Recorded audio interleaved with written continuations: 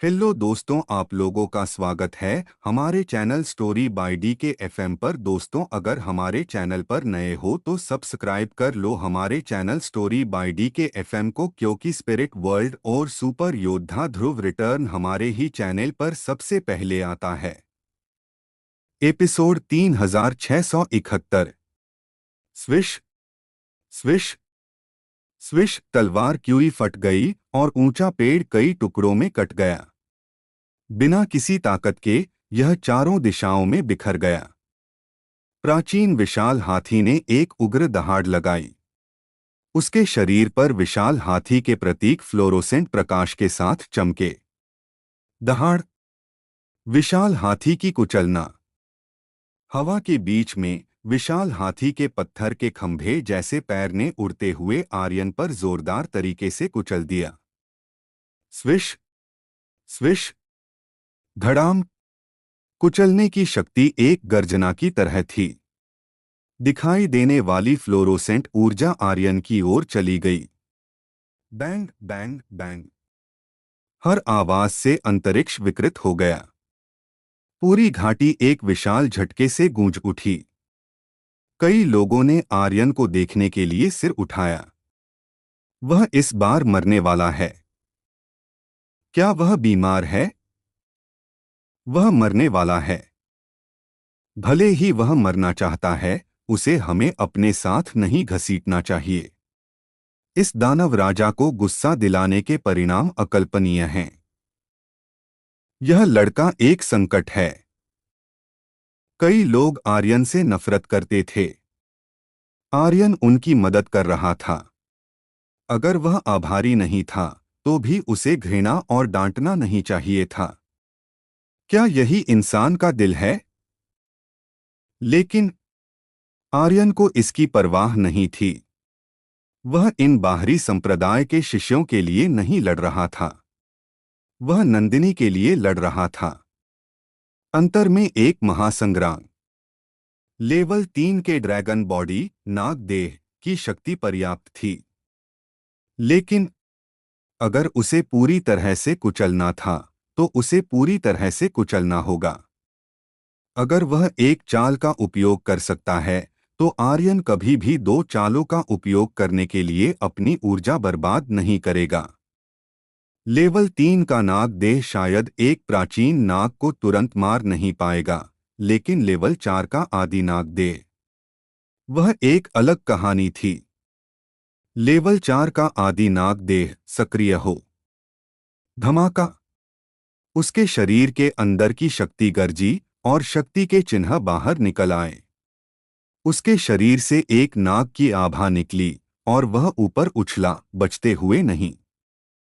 उसने प्राचीन विशालकाय हाथी की मुहर की शक्ति को अपने शरीर से टकराने दिया।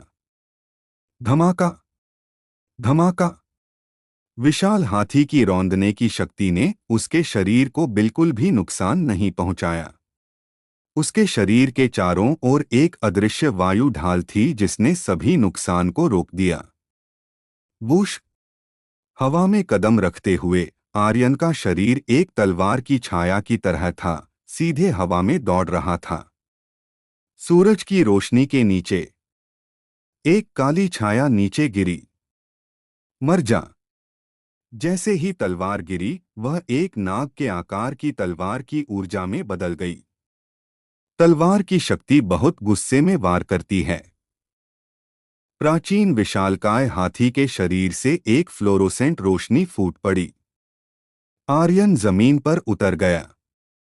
उसने अपनी तलवार को म्यान में रख लिया। प्राचीन विशालकाय हाथी का शरीर थोड़ा कांप गया और उसकी आंखें गुस्से से चौड़ी हो गईं। उसके गले से एक कर्कश गर्जना निकली और इससे पहले कि वह कोई आवाज निकाल पाता, उसका शरीर अचानक फट गया। क्रैश। एक जोर की आवाज के साथ उसका शरीर दो हिस्सों में बंट गया। खून और आंतरिक अंग बाहर निकल आए और उसका विशाल शरीर जमीन पर भारी पड़ गया, जो आर्यन के दोनों तरफ गिरा। Hong Hong. जमीन पर एक गहरा गड्ढा बन गया। डिंग। खिलाड़ी आर्यन को प्राचीन विशालकाय हाथी दानव राजा को मारने के लिए बधाई। डिंग। खिलाड़ी आर्यन को प्राचीन विशालकाय हाथी के दांत प्राप्त करने के लिए बधाई। खिलाड़ी आर्यन को विशालकाय हाथी की रौंद प्राप्त करने के लिए बधाई। इस तरह की चीज पर्याप्त नहीं थी, आर्यन ने उसकी विशेषताओं को भी नहीं देखा।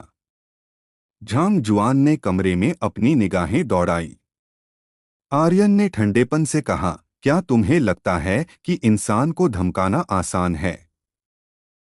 यहाँ का मूल्यांकन तुम्हारे दानव दल का सम्मान दिखा रहा है, फिर भी तुम चेहरा नहीं चाहते। अगर तुम में क्षमता है तो मुझ पर आओ। देखो मैं तुम्हारे कमीनों से कैसे निपटता हूँ।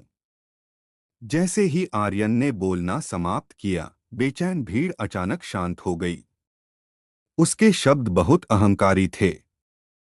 हालांकि ये दानव राजा बहुत बुद्धिमान नहीं थे, वे आर्यन के शब्दों को समझ सकते थे और उसका क्या मतलब था, यह समझ सकते थे। आर्यन उन पर नजरें डाल रहा था। इससे वे एक एक करके भड़क गए। केवल वे ही नहीं, दानव टावर पर दानव शासक भी नाराज थे। बहुत अहंकारी। वह खुद को क्या समझता है? यहाँ तक कि पागल देवता वज्रक भी इतने अहंकारी होने की हिम्मत नहीं करेंगे। एकमात्र बाहरी पंथ की परीक्षा का शिष्य इतना घमंडी होने की हिम्मत करता है। तुम क्या सोचते हो कि हमारी दानव घाटी क्या है? तुम हमें राक्षसों के लिए क्या लेते हो? एल्डर, मुझे व्यक्तिगत रूप से उसे 2 थप्पड़ लगाने दो। हमारे राक्षस जाति को उसे सबक सिखाने दो। मैं जा रहा हूँ, मैं जा रहा हूँ। मैं भी जा रहा हूँ। वे सभी धर्मी आक्रोश से भरे हुए थे। वह आर्यन के शब्दों से नाराज था। अगर यह प्राचीन प्रज्वलन संप्रदाय के संप्रदाय प्रमुख पागल देवता वज्रक ने ऐसे शब्द कहे होते तो वे इसे स्वीकार कर लेते। लेकिन ऐसे शब्द कहने वाले व्यक्ति को बस एक बाहरी पंथ की परीक्षा का शिष्य होना था। यह वास्तव में दानव जाति को उनकी आंखों में नहीं डाल रहा था। जैसे ही एल्डर बोलने वाले थे, उन्होंने पाया कि बैंगनी कपड़े पहने आदमी महान हॉल से गायब हो गया था। महान एल्डर ने भौहें चढ़ाई, गुरु कहाँ है? हु? सभी ने अपनी निगाहें दौड़ाई और पाया कि जब वे उग्र थे तो गुरु पहले ही गायब हो गया था। उसे जाने देना अच्छा है। उसे इस कमीने को सबक सिखाने दो। आइए देखें कि वह अभी भी इतने अहंकारी तरीके से कैसे काम कर सकता है। क्या महान एल्डर को कुछ होगा? आखिरकार वह शांति समझौता। मैं अब और ज्यादा परवाह नहीं कर सकता।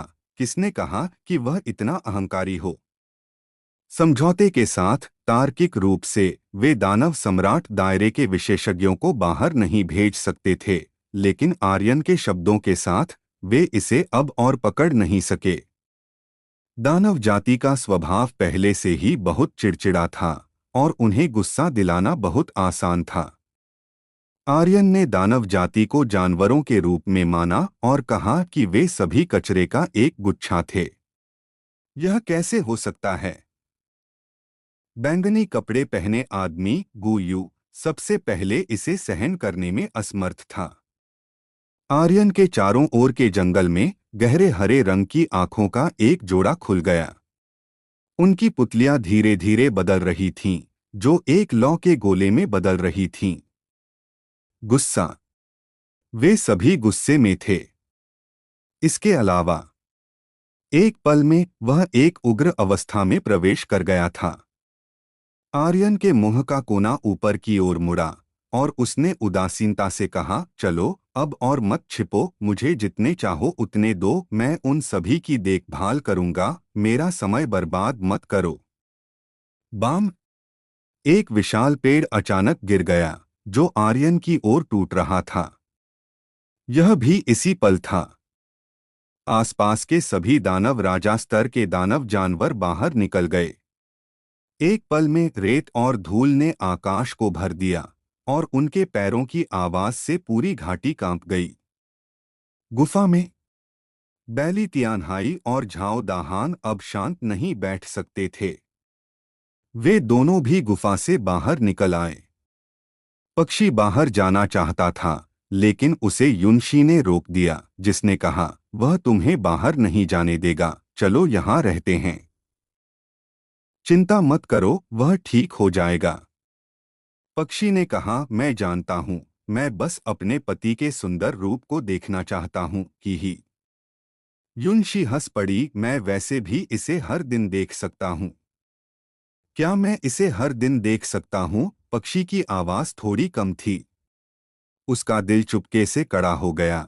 फिर उसने गुफा के बाहर देखने के लिए अपना सिर उठाया और कहा, हाँ, मैं इसे हर दिन देख सकता हूँ। एक के बाद एक दानव राजा आर्यन की ओर दौड़ पड़े। अपने दांत, उनके जहर या उनके मोटे काया को प्रकट करना। उन सभी ने अपनी सबसे मजबूत शक्ति को उजागर किया। वे आर्यन को कुचलने वाले थे। वह आर्यन को यह बताना चाहता था कि दानव दल में इतना अहंकारी होने के लिए एक कीमत थी। एक पल में आर्यन के चारों ओर दर्जनों दानव जानवर थे, दोनों आकाश में और जमीन पर।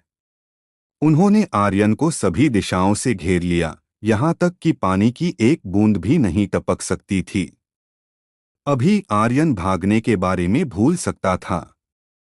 बेशक वह भागना भी नहीं चाहता था। बड़ी खजाने की तलवार चली गई, उसकी भौहों के बीच का स्थान थोड़ा ऊपर उठ गया और उसने एक हल्की सांस ली। लेवल 4 ड्रैगन बॉडी की आभा तुरंत फट गई और उसके वस्त्र फड़फड़ाने लगे। हुआ लाला, हुआ लाला। उसके शरीर में शक्ति के साथ जलाया गया और सफेद धुएं की धाराएं सभी दिशाओं में बाहर निकल गईं। उसके बाल भी आकाश की ओर झूल रहे थे। उसने अपने पैरों को हिलाया। आर्यन ने एक गहरी आवाज में कहा, राइजिंग ड्रैगन, अत्याचारी नाग, तुम सभी को मरना होगा। लंबी तलवार एक पागल की तरह थी। इसे कुछ बार लहराने के बाद तलवार की चाल अचानक बदल गई। यह अचानक जमीन से ऊपर उठ गई, मानो यह एक तलवार की चाल हो। यह भी इसी पल था। जमीन से गड़गड़ाहट की आवाजें निकलीं। जमीन के नीचे के दानव जानवरों को शक्तिशाली तलवार की शक्ति से छेदा गया था और तुरंत मार दिया गया था। तलवार की शक्ति जमीन को तोड़कर एक सुपर अत्याचारी नाग बन गई। Roar, roar, roar. एक समय में एक काटने, जैसे कि वह एक चिकन खा रहा हो। उन शातिर दानव जानवरों, उन उग्र दानव जानवरों को आर्यन की तलवार की शक्ति अत्याचारी नाग द्वारा निगल लिया गया था। इन दानव जानवरों को प्रतिक्रिया करने का भी समय नहीं था। एक पल में मौत, एक छोटे 3 सेकंड में। Bang bang bang. दर्जनों दानव जानवर आकाश से गिर गए, उनमें से हर एक मर गया। यह ऐसा था जैसे दानव जानवरों की बारिश हो रही थी और पलक झपकते ही वे एक छोटे पहाड़ में ढेर हो गए थे। सिस्टम बीप भी हिंसक रूप से बस गया। आर्यन ने उन पर अपनी निगाहें दौड़ाई और एक ठंडी मुस्कान के साथ कहा, और कौन? धिक्कार है। यह ऐसा था जैसे वह सूखी खरपतवारों को कुचल रहा था और सड़ी हुई लकड़ी को तोड़ रहा था। यहाँ तक कि कुछ दानव जानवर भी डर से पीछे हट गए, फिर से ऊपर जाने की हिम्मत नहीं कर रहे थे। आप लोगों को यह स्टोरी कैसी लग रही है, कमेंट करके जरूर बताएं। और बने रहे आप अपने जीवपति त्रिपाठी जी के साथ। धन्यवाद मित्रों। एपिसोड 3672। आर्यन ने सामने आते हुए तेज आभा को महसूस किया। यह एक ऐसी आभा थी जो किसी दानव राजा से बिल्कुल अलग थी।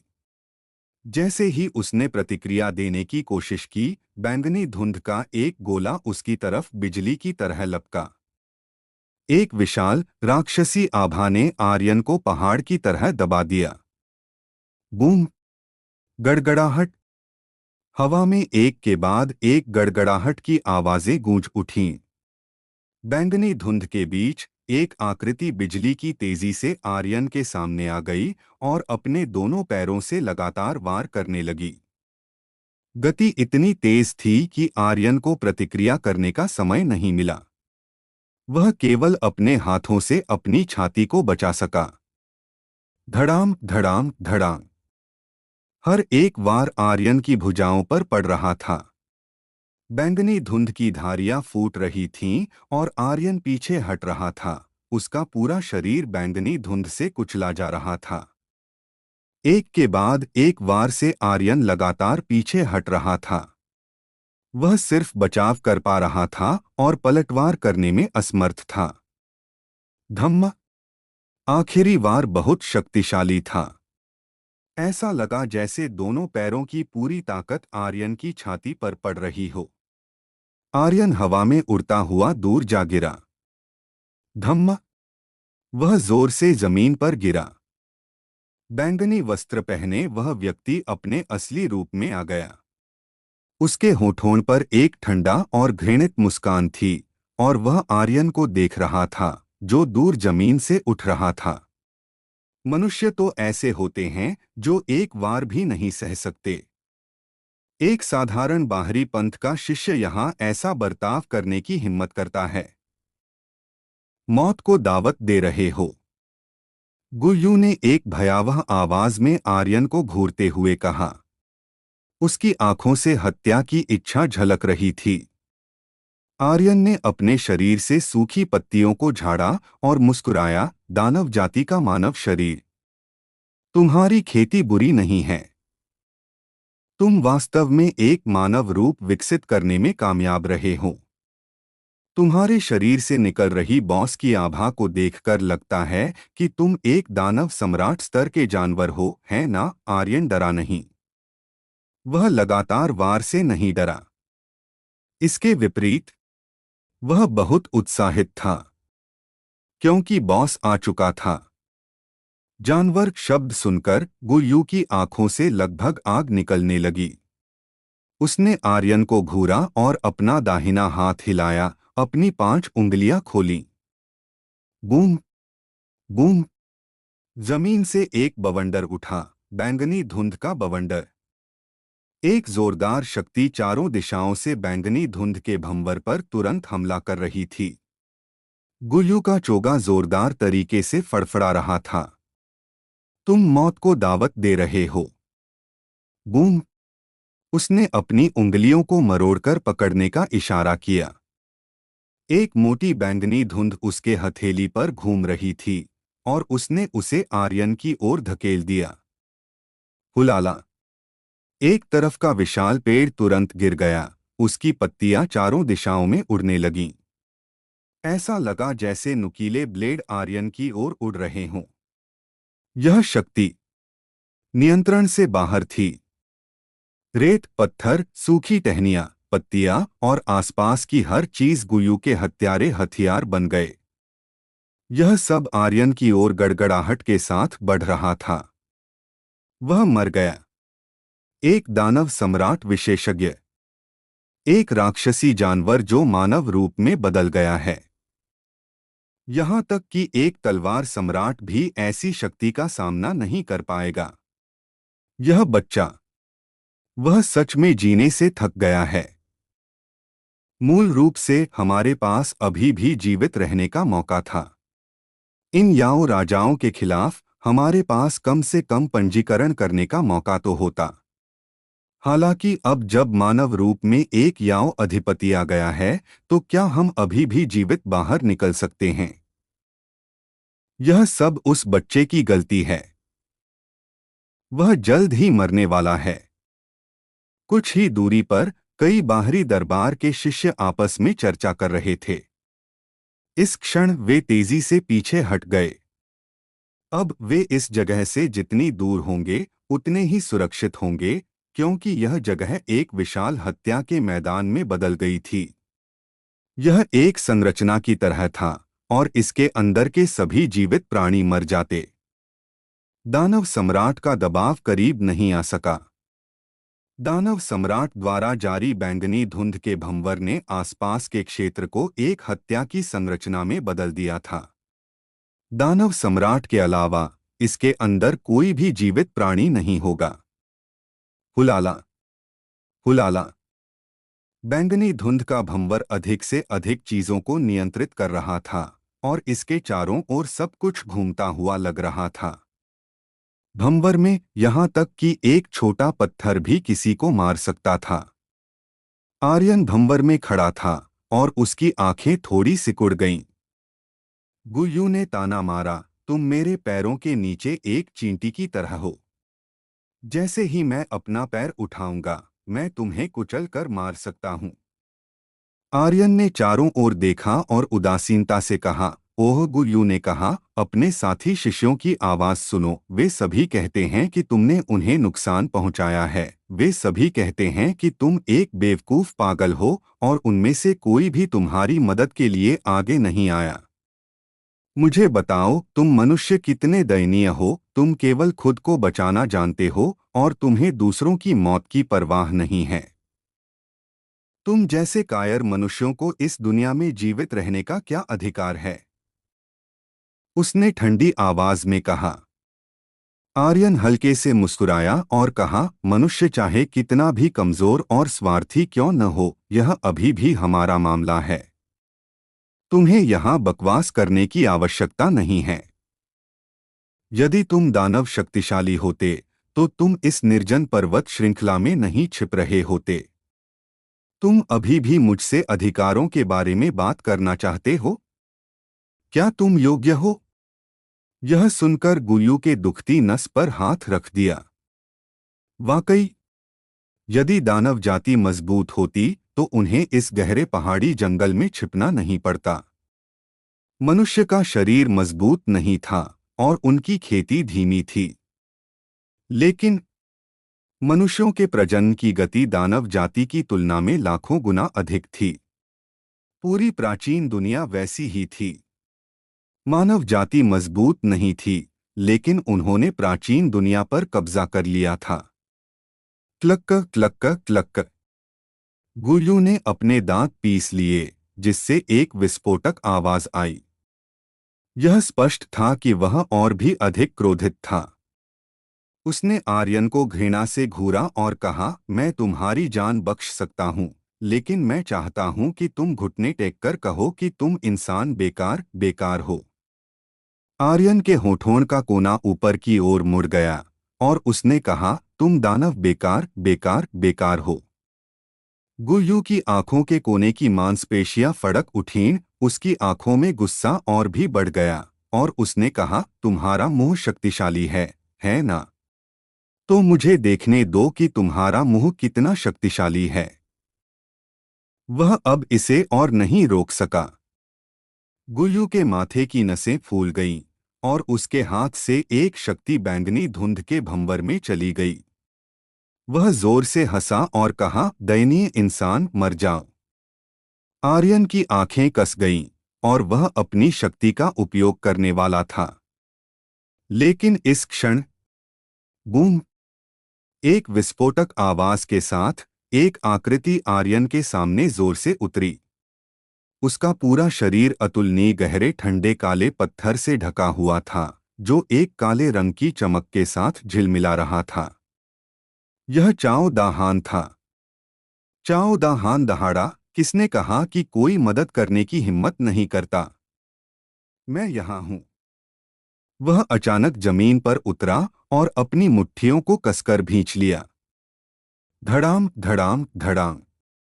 हवा में विस्फोटों की गूंज सुनाई दी। आर्यन चौंक गया और कहा, ओह तीन, तुम यहाँ क्यों हो? मैंने तुमसे बाहर न आने के लिए नहीं कहा था। चाओ दा हान मूर्खता से हंसा, बॉस, मुझे भी खेलना है। गुयू ने ताना मारा, एक और व्यक्ति जो मौत को दावत दे रहा है। विस्फोट। बैंगनी धुंध का भंवर हिल गया और पूरी हत्या संरचना की शक्ति अचानक सिकुड़ गई। हत्या संरचना के भीतर उड़ने वाली रेत, पत्थर, टहनियां और पत्तियां सभी अतुलनीय रूप से नुकीले छिपे हुए हथियारों में बदल गए, जो चाओ दाहान और आर्यन की ओर विस्फोट कर रहे थे। चाओ दाहान ने आर्यन को देखा और कहा, बॉस हिलना मत, मैं उससे निपटूंगा। हत्या संरचना। मेरे पास भी एक है। रक्षा संरचना। गहन पत्थर संरचना। धम्म। चाओ दाहान का शरीर अचानक भयंकर हो गया और उसका शरीर बड़ा हो गया, जो पत्थर से बने एक विशालकाय व्यक्ति में बदल गया, जो सभी हमलों को रोक रहा था। सभी हमलों को रोक रहा था। इसके अलावा आप लोगों को यह स्टोरी कैसी लग रही है, कमेंट करके जरूर बताएं। और बने रहे आप अपने जीवपति त्रिपाठी जी के साथ। धन्यवाद मित्रों। एपिसोड 3673। अंधकार में एक नई सुबह। अंबर दल के साहसी योद्धा आर्यन के सामने एक अद्भुत दृश्य था। अंधप्रभ की राक्षसी शक्तियों से मुकाबला करने के लिए उनके साथी दाशन ने अपनी पूरी शक्ति लगा दी थी। दाशन का शरीर, जो आर्यन के दिए गए खून से पूरी तरह बदल गया था, अब एक अभेद्य ढाल बन चुका था। उसकी रक्षात्मक शक्ति इतनी जबरदस्त थी कि अंतर्बोध रहस्यलोक की घातक अष्ट युद्धदेव द्वारा छोड़े गए सभी तीखे हथियार भी उसे खरोंच नहीं पाए थे। यह दृश्य देखकर खुद आर्यन भी हैरान रह गया। अरे वाह, आर्यन फुसफुसाया, यह रक्षा कितनी शक्तिशाली है। विवेकांश ने, जो बगल में खड़े थे, मंद मुस्कान के साथ कहा, ऐसा लगता है कि उसकी प्रतिभा चौथे स्तर की चरम सीमा तक पहुंच गई है और वह अपने शरीर को बदल सकता है। गुरुजी, यह सब आपके रक्तसार के कारण है, विवेकांश ने कहा। आपका रक्तसार सचमुच बहुत शक्तिशाली है। मुझे लगा था कि उसकी प्रतिभा ज्यादा से ज्यादा अष्ट युद्धदेव के स्तर तक पहुंच पाएगी, लेकिन अब आपके रक्तसार ने उसकी शारीरिक संरचना को पूरी तरह से बदल दिया है। अब उसकी क्षमता असीमित है। आर्यन ने अजीब सी शक्ल बनाई। मेरा रक्तसार। एक आह भरकर उसने सोचा, क्या मेरा रक्तसार सिर्फ दूसरों की मदद कर सकता है? और मेरे खुद के बारे में क्या? मेरे शरीर में इतना सारा रक्तसार है, फिर भी मेरी खेती इतनी तेजी से क्यों नहीं बढ़ रही है? क्या मेरा रक्तसार मेरे लिए बेकार है? उसने सोचा। यह पहली बार नहीं था। आर्यन ने अपना रक्तसार कई लोगों को दिया था, और जिन लोगों ने इसे प्राप्त किया, वे सभी बहुत तेजी से आगे बढ़े थे। उनकी खेती की गति को केवल रॉकेट की सवारी के रूप में वर्णित किया जा सकता था, लेकिन अपने लिए यह पूरी तरह से बेकार था। अचानक अंधप्रभ ने गुस्से में कहा, तुम बदमाश। बदमाश, यह शब्द फिर से सुनकर अंधप्रभ पूरी तरह से भड़क उठा और पागलपन में दहाड़ उठा। आह! उसकी हथेलियों के नीचे की शक्ति एक बैंगनी स्तंभ की तरह जमीन से ऊपर उठी। पूरा संसार घूमने लगा। आर्यन ने माथे पर बल डाला, वह पागल हो रहा है। दाशन ने उत्साह से कहा, यह अच्छा है कि वह पागल हो रहा है। मैं जानना चाहता हूं कि मेरी रक्षा किस स्तर तक पहुंच गई है। जब से उसने आर्यन का रक्तसार अवशोषित किया था, उसकी खेती इतनी तेजी से बदल गई थी कि उसे खुद भी समझ नहीं आया। वह नहीं जानता था कि अब वह कितना शक्तिशाली हो गया था। तभी बिना दाशन के अपनी पूरी रक्षात्मक शक्ति जारी किए, अंधप्रभ की आंखें अपनी हथेलियों पर जम गईं। उसकी हथेलियों के नीचे बैंगनी धुंध की शक्ति गायब हो गई। पहले की विशाल शक्ति एक पल में गायब हो गई और चारों ओर सब कुछ सामान्य हो गया, जैसे कि अभी कुछ हुआ ही न हो। मेरी शक्ति, अंधप्रभ ने कहा। मेरी शक्ति कहाँ गई? क्यों? अंधप्रभ हैरान था और उसने अपनी हथेलियों को फिर से घुमाया। उसकी हथेली के नीचे एक और घनी शक्ति का गोला निकला और बैंगनी धुंध उसके चारों ओर मंडराने लगी। हालांकि आधे मिनट से भी कम समय में जो शक्ति जारी की गई थी वह अचानक गायब हो गई, जैसे कि उसे किसी और दुनिया में स्थानांतरित कर दिया गया हो। मैं यह कौन है? अंधप्रभ दहाड़ उठा और उसके शरीर पर अंधप्रभ की आभा अचानक हिल गई। एक बैंगनी हवा की लहर ने सब कुछ उलट दिया। एक आवाज सुनाई दी और एक हल्के उछाल के साथ वह आर्यन के दूसरी तरफ उतर गया। वह बाइली तियानहाई था। उसने हल्की मुस्कान के साथ कहा, एक साधारण बैंगनी कनखजूरा जिसने मानव रूप धारण कर लिया है, और तुम सोचते हो कि तुम अभिमानी हो सकते हो। अगर मैं कहूं कि तुम एक जानवर हो तो तुम्हें यह स्वीकार करना होगा। अंधप्रभ का चेहरा पीला पड़ गया। कोई इंसान नहीं जानता था कि वह एक बैंगनी कनखजूरा है जिसने मानव शरीर का विकास किया था। अंधप्रभ ने बाइली तियानहाई को घूरते हुए कहा, तुम कौन हो? बाइली तियानहाई ने अपने लंबे बाल पलटे, अपना गला साफ किया और कहा, ध्यान से सुनो, मैं वह सुरुचिपूर्ण, सुंदर, आकर्षक और बुद्धिमान बाइली तियानहाई हूँ। तुम मुझे भाई है या सागर देवता कह सकते हो। दाशन ने कहा, दूसरे भाई, तुम्हें कैसे पता चला कि वह एक कनखजूरा है? आर्यन भी उत्सुक था। बाइली तियानहाई ने हल्की मुस्कान के साथ कहा, मेरे 8 दिमागों की शक्ति के साथ यह उल्लेख करने की आवश्यकता नहीं है कि वह एक कनखजूरा है। जब तक मैं चाहूं मैं यह भी जान सकता हूं कि उसके पूर्वज क्या हैं। दाशन ने अपना सिर खुजाया और कहा, मुझे भी पता है कि उसके पूर्वज क्या हैं, वे भी एक कनखजूरा ही हैं। बाइली तियानहाई थोड़ा चौंक गया। अरे, गलत दिशा में अभिनय करना थोड़ा अजीब था। हालांकि वह अभी भी बहुत शक्तिशाली था। कम से कम आर्यन को नहीं पता था कि अंधप्रभ एक कनखजूरा था। गणित और सोचने की गति के अलावा कई ऐसी चीजें भी थीं जिन्हें सामान्य लोगों का दिमाग नहीं समझ सकता था। चूंकि तुम जानते हो कि मैं एक कनखजूरा हूं, तो मुझे तुम्हें अपना असली शरीर दिखाने दो। अंधप्रभ का चेहरा विकृत हो गया और उसके शरीर पर बैंगनी वस्त्र तुरंत फट गए। एक अविश्वसनीय रूप से क्रूर विशाल कनखजूरा जो 100 मीटर लंबा था प्रकट हुआ। कनखजूरे का पूरा शरीर बैंगनी रंग का था। उसके माथे पर सम्राट शब्द लिखा था। कनखजूरा सम्राट। यह भी अंधप्रभ के दायरे में था। 100 से अधिक पैर हिल रहे थे जब उसने आर्यन और अन्य दो को घूरते हुए गंभीरता से कहा, तुम सभी को मरना होगा, तुम सभी मेरे लिए मरो। दाशन ने आर्यन की तरफ देखा और कहा, बॉस, हम कैसे लड़ेंगे? बाइली तियानहाई ने कहा, अगर हम उसका असली शरीर बाहर निकालते हैं तो इस आदमी की ताकत कम से कम दोगुनी हो जाएगी और उसकी रक्षा में कोई कमजोरी नहीं लगती है। एक 8 दिमाग वाले प्रतिभाशाली व्यक्ति भी कनखजूरा सम्राट की कमजोरी को नहीं देख सकता था। इसका मतलब यह था कि इस कनखजूरा सम्राट में कोई कमजोरी नहीं थी। आर्यन के होंठ का कोना ऊपर की ओर मुड़ गया और उसने कहा, तुम सब ने कठोरता से काम किया है, अब मेरी बारी है ना? चूंकि तुमने अपना असली रूप प्रकट किया है तो यह और भी बेहतर है। उसे सीधे उड़ा दो। जैसे ही उसने समाप्त किया, आर्यन कोई भी समय बर्बाद नहीं करना चाहता था। उसकी भौहें नीचे हो गईं। स्तर 5 प्राचीन ड्रैगन शरीर सक्रिय। उसके शरीर की आभा अचानक बदल गई।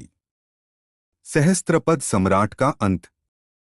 अचानक एक प्रचंड गर्जना के साथ आर्यन के भीतर की शक्ति जाग उठी। उसके शरीर से 5वें स्तर के प्राचीन नाग शरीर का तेज फूट पड़ा और साथ ही प्रकट हुई नागदेव की छाया। उसकी शक्ति का विस्फोट हुआ और एक भयंकर गर्जना ने पूरे वातावरण को हिला दिया। यह नाग शक्ति इतनी प्रबल थी कि इसके प्रभाव से सहस्त्रपद सम्राट हिल भी नहीं पा रहा था। वह हतप्रभ होकर जमीन पर रेंग रहा था उसका पूरा शरीर लगातार कांप रहा था। उसे लगा जैसे उसका मन कुचल दिया गया हो। धड़ाम!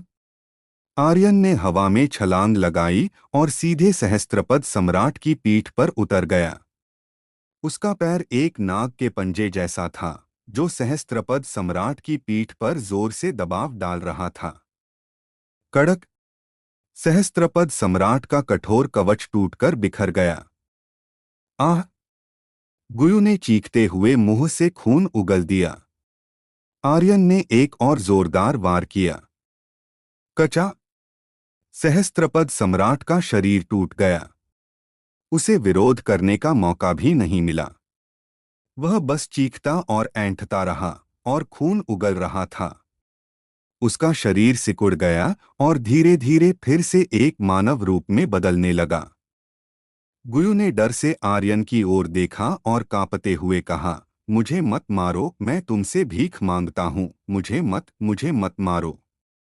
उसके पेट में एक छेद हो गया था और खून बह रहा था। उसके सिर पर भी खून टपक रहा था।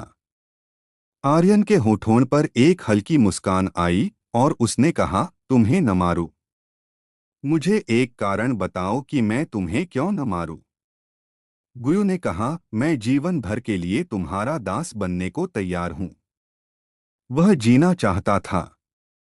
उसने अपनी शक्ति को बढ़ाने में 1000 साल से भी अधिक समय लगाया था। अगर वह मर जाता तो उसके पास कुछ भी नहीं बचता। वह मरना नहीं चाहता था।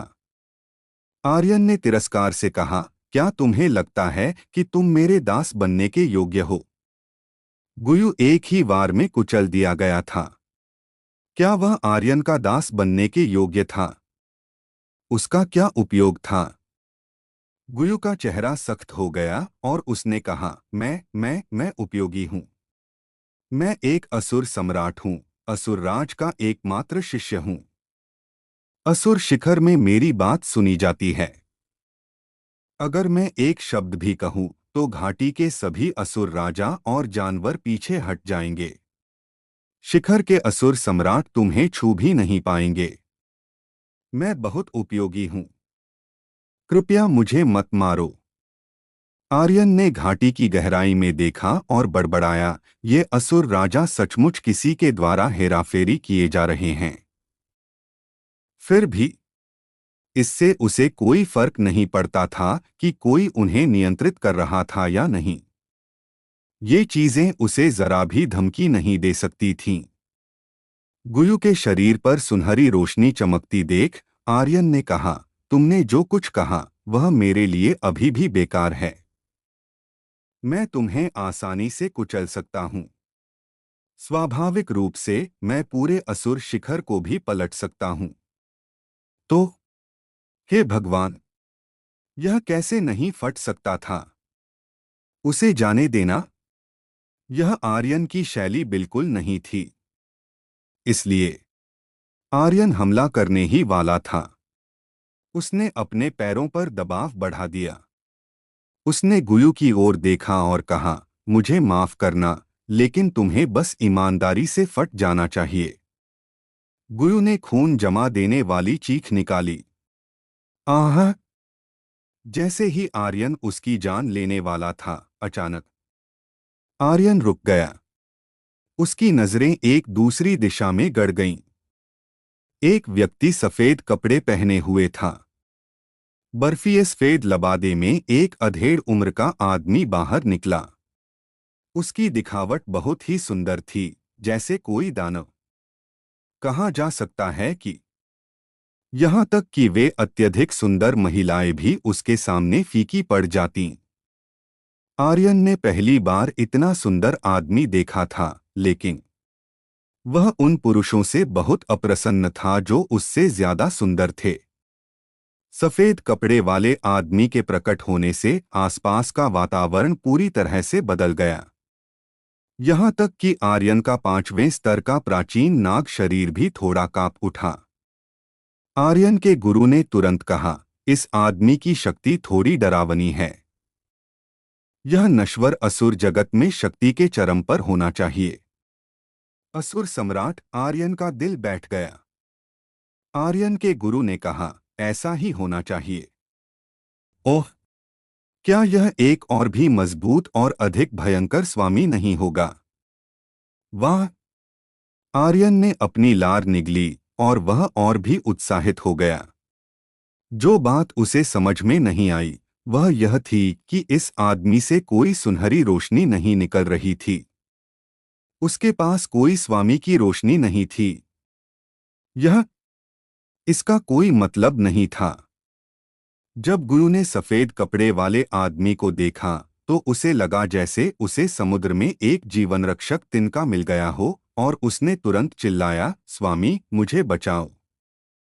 सफेद कपड़े वाले आदमी ने गुरु पर एक नजर डाली और उसकी आंखें सख्त हो गईं।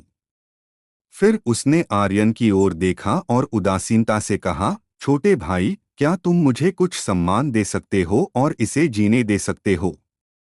मैं गारंटी देता हूं कि आज के बाद जब तुम प्राचीन उग्र पर्वत में प्रवेश करोगे तो कोई असुर जानवर तुम्हें नहीं रोकेगा। उसने धीरे से कहा। उसके शरीर पर की आभा पूरी तरह से अलग थी।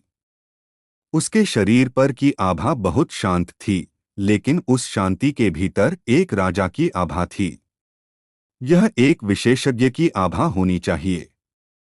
इसके अलावा ऐसा लग रहा था कि आर्यन के अलावा किसी ने भी सफेद कपड़े वाले आदमी को नहीं देखा था। बगली तियानहाई और झाओ दाहान जो बगल में थे ने सफेद कपड़े वाले आदमी की ओर बिल्कुल भी नहीं देखा। और बने रहे आप अपने जीवपति त्रिपाठी जी के साथ। एपिसोड 3674 से 3675। उनकी नजरें गुरु पर टिकी हुई थीं। इससे भी खास बात यह थी कि बगली तियानहाई और झाओ दाहान की आंखें बिल्कुल नहीं हिल रही थीं और उनके शरीर भी बिल्कुल नहीं हिल रहे थे। यह देखकर आर्यन की नजरें सख्त हो गईं। उसने अपनी आंखों के कोने से चारों ओर देखा और वह सदमे से अभिभूत हो गया। उसने पाया कि कुछ 100 मीटर के दायरे में सब कुछ रुक गया था। समय रुक गया था। यह शक्ति, आर्यन के गुरु ने धीरे से कहा, यह आदमी मेरी कल्पना से थोड़ा अधिक मजबूत है। वह वास्तव में अंतरिक्ष को नियंत्रित कर सकता है और अभी तुम पूरी तरह से उसके क्षेत्र में हो। स्वामी, तुम्हें सावधान रहना होगा। क्षेत्र, यह एक विशेष अंतरिक्ष जैसा था। इस क्षेत्र में सफेद कपड़े वाला आदमी शासक था। वह इस अंतरिक्ष में सब कुछ एक पल में नष्ट कर सकता था। यह क्षेत्र की शक्ति थी। मुख्य बात यह थी, उसने इस तरह की शक्ति कब जारी की? आर्यन को पता भी नहीं चला और उसने इसे बिल्कुल भी नहीं देखा था। इससे पता चलता था कि यह आदमी कितना शक्तिशाली था। उसने वास्तव में उस शक्ति पर ध्यान नहीं दिया जो आर्यन ने नाग शरीर के 5वें स्तर पर जारी की थी। असुर सम्राट की शक्ति असाधारण। आर्यन के गंभीर चेहरे को देखकर सफेद कपड़े वाला आदमी धीरे से मुस्कुराया और कहा, मैं सोच रहा हूं कि छोटे भाई का क्या फैसला है। उसकी आवाज बहुत शांत थी। आर्यन ने अपनी आभा वापस ले ली, नाग शरीर के 5वें स्तर की शक्ति वापस ले ली और गुरु के घाव पर रखे अपने पैर को उठा लिया और उदासीनता से कहा, चूंकि असुर सम्राट ने बात की है, अगर मैं उसकी बात नहीं मानता तो यह बहुत अनादर होगा।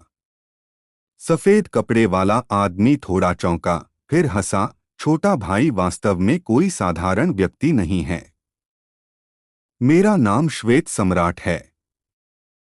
क्या हम दोस्त बन सकते हैं? आर्यन ने कहा, दोस्त बने? सफेद कपड़े वाले आदमी ने कहा, सही कहा। मैं सोच रहा हूं कि क्या छोटा भाई मुझे सम्मान देता है और मुझसे दोस्ती करता है। आर्यन बता सकता था कि वह असुर सम्राट था। उसी तरह असुर सम्राट भी बता सकता था कि आर्यन साधारण नहीं था। यहां तक कि उसे आर्यन को हराने का पूरा भरोसा नहीं था। आर्यन के शरीर पर की आभा बहुत मजबूत थी। यह उस तरह की शक्ति थी जिससे असुर कुल मुकाबला नहीं कर सकते थे। नाग की गर्जना ने उसे यह अनुमान लगाने पर मजबूर कर दिया कि आर्यन नश्वर दुनिया से नहीं था। वह उच्च देव अंतरिक्ष से एक पुनर्जन्म व्यक्ति था। इस स्थिति के व्यक्ति को केवल खुश किया जा सकता था और नाराज नहीं किया जा सकता था। आर्यन से दोस्ती करने में भविष्य में बहुत सारे लाभ हो सकते हैं। आर्यन ने उदासीनता से कहा, दोस्ती? मुझे नहीं लगता कि इसकी कोई जरूरत है ना? उसने मन ही मन सोचा, अगर मैं दोस्ती कर लेता हूं तो मैं यहाँ के स्वामी को कैसे मारूंगा? एक पुरानी संदूक को देखते ही आर्यन की आंखें छोटी हो गईं। उसका ध्यान तुरंत उस पर चला गया। क्या अद्भुत चीज है! सिर्फ उस पुरानी संदूक पर बनी कलाकृतियों को देखकर ही आर्यन को लगा कि यह कोई साधारण चीज नहीं थी। श्वेत सम्राट ने धीरे से कहा, छोटे भाई की नजरें सचमुच अच्छी हैं। मुझे यह एक स्थानिक दरार से मिली थी, लेकिन यह पुरानी संदूक बहुत गहरा है। इसे खोलने की तो छोड़िए, मुझे इस पर बने प्रतीकों का मतलब भी समझ नहीं आता। अगर छोटे भाई को यह पसंद है तो इसे मेरी ओर से भेंट मान लीजिए। यह चीज उसे 100 साल से ज्यादा पहले मिली थी। वह सचमुच नहीं जानता था कि इसके अंदर क्या था। इसे समझ न पाने से बेहतर था कि वह इसे आर्यन को दे देता। अगर वह आर्यन के साथ अच्छे संबंध बना पाता तो भविष्य में और भी फायदे हो सकते थे। यकीनन श्वेत सम्राट के आर्यन से दोस्ती करने की सबसे महत्वपूर्ण वजह आर्यन की क्षमता थी। उसने अंदाजा लगाया कि आर्यन उच्च देवता अंतरिक्ष से कोई था। आर्यन ने कहा, यह कितना शर्मनाक है! यह कहते हुए आर्यन पहले ही श्वेत सम्राट के पास चले गए थे और सीधे उनके हाथों से पुरानी संदूक ले ली थी। एक विचार आया, सिस्टम स्कैन। डिंग! खिलाड़ी आर्यन को पुरानी संदूक मिलने पर बधाई। डिंग! सिस्टम अलर्ट, फिलहाल इसे खोला नहीं जा सकता। इसे खोलने के लिए एक आकाशीय गहरा चाबी की जरूरत है। अरे! आर्यन चौंक गया और कहा, आकाशीय गहरा चाबी? विवेकांश, यह आकाशीय गहरा चाबी क्या है? आर्यन ने विवेकांश से पूछा, उसे बहुत अच्छी तरह पता होना चाहिए। विवेकांश ने कहा, आकाशीय गहरा चाबी? यह एक प्रकार की चाबी है जो आकाशीय गहरा पत्थर से बनी होती है। कहा जाता है कि यह दुनिया में किसी भी ताले को खोल सकती है, लेकिन इस तरह की आकाशीय गहरा चाबी उच्च देवता अंतरिक्ष से लंबे समय से गायब है। गुरु, क्या इस पुरानी संदूक को खोलने के लिए आकाशीय गहरा चाबी की जरूरत है? आर्यन ने सिर हिलाया और कहा, हाँ। विवेकांश हिल गया और कहा, गुरु, एक संदूक जिसे सिर्फ आकाशीय गहरा चाबी से ही खोला जा सकता है, वह निश्चित रूप से कोई साधारण चीज नहीं है। यहाँ तक कि उच्च देवता अंतरिक्ष में भी ऐसे बहुत कम संदूक हैं जिन्हें आकाशीय गहरा चाबी से खोला जा सकता है। यह या तो कोई प्राचीन खजाना है या यह बहुत संभव है कि यह बाहरी क्षेत्र से आई कोई चीज हो। उन्होंने अभी अभी कहा कि उन्हें यह एक स्थानिक दरार से मिला है, तो यह बाहरी क्षेत्रों से आई कोई चीज जरूर होगी। पुरानी संदूक पर बने प्रतीक भी प्राचीन दुनिया से नहीं हैं। इस मामले में 80% से 90% संभावना है कि यह किसी दूसरी दुनिया की चीज है। इसमें कोई आश्चर्य नहीं कि वह इसे समझ नहीं पाए। उच्च देवता क्षेत्र के विशेषज्ञ भी इसे समझ नहीं सकते। आर्यन ने कहा, तो यह एक अच्छी चीज है। विवेकांश ने कहा, यह निश्चित रूप से एक अच्छी चीज है। एक विदेशी क्षेत्र से आई कोई चीज और उसे ऐसे प्रतीक वाले संदूक में रखा गया था, यह निश्चित रूप से कोई साधारण चीज नहीं थी। बाहरी क्षेत्र विशाल और असीम था। पूरी बाहरी क्षेत्र की तुलना में प्राचीन दुनिया सिर्फ रेत के एक दाने के आकार की थी। इसके अलावा प्राचीन दुनिया सिर्फ एक साधारण समतल थी। इसे उच्च श्रेणी का समतल भी नहीं माना जा सकता था। अगर कोई इस पुरानी संदूक को खोल सकता है तो यह निश्चित रूप से साधारण नहीं होगा। आर्यन ने पुरानी संदूक को अपनी स्थानिक अंगूठी में रखा और श्वेत सम्राट के कंधे पर एक हाथ रखा। हाँ हाँ हाँ, मैं निश्चित रूप से आपसे दोस्ती करने जा रहा हूँ। ऐसे अच्छे उपहार को वह कैसे मना कर सकता था? इसके अलावा आर्यन की वर्तमान खेती के साथ वह श्वेत सम्राट का मुकाबला नहीं कर सकता था।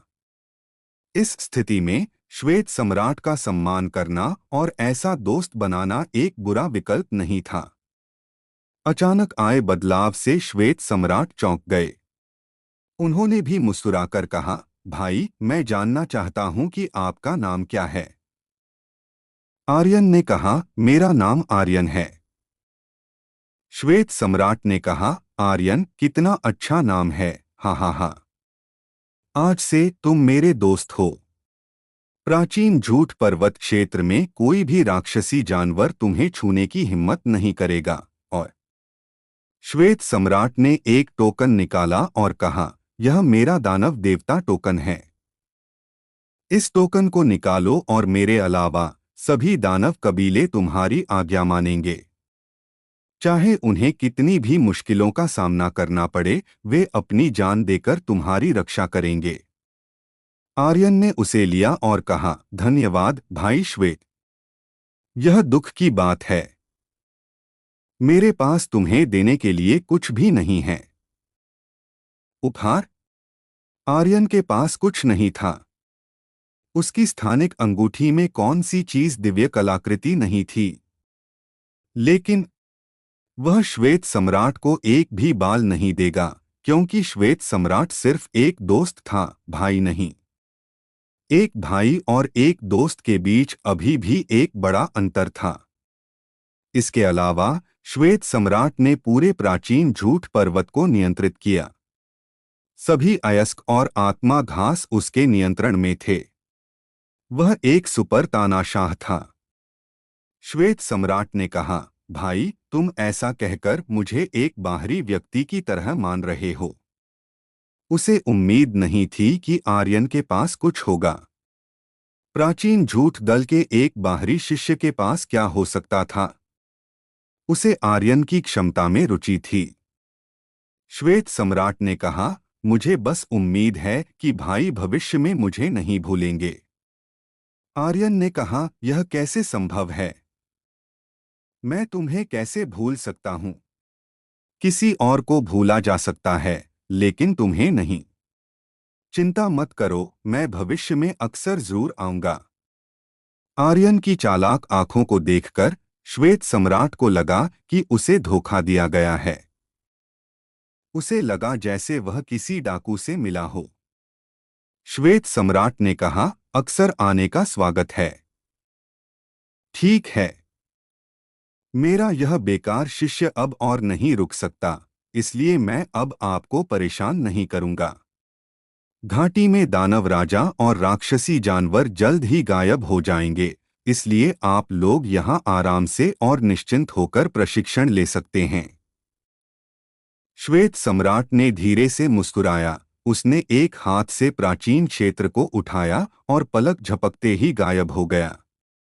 यह भी उसी पल हुआ। क्षेत्रीय स्थान गायब हो गया। बाइली तियानहाई की आंखों में रोशनी चमकी जब उसने चौंककर आर्यन को देखा। गौरांग ने कहा, क्या हो रहा है? मुझे ऐसा क्यों लग रहा है कि मुझे किसी चीज से कील दिया गया है?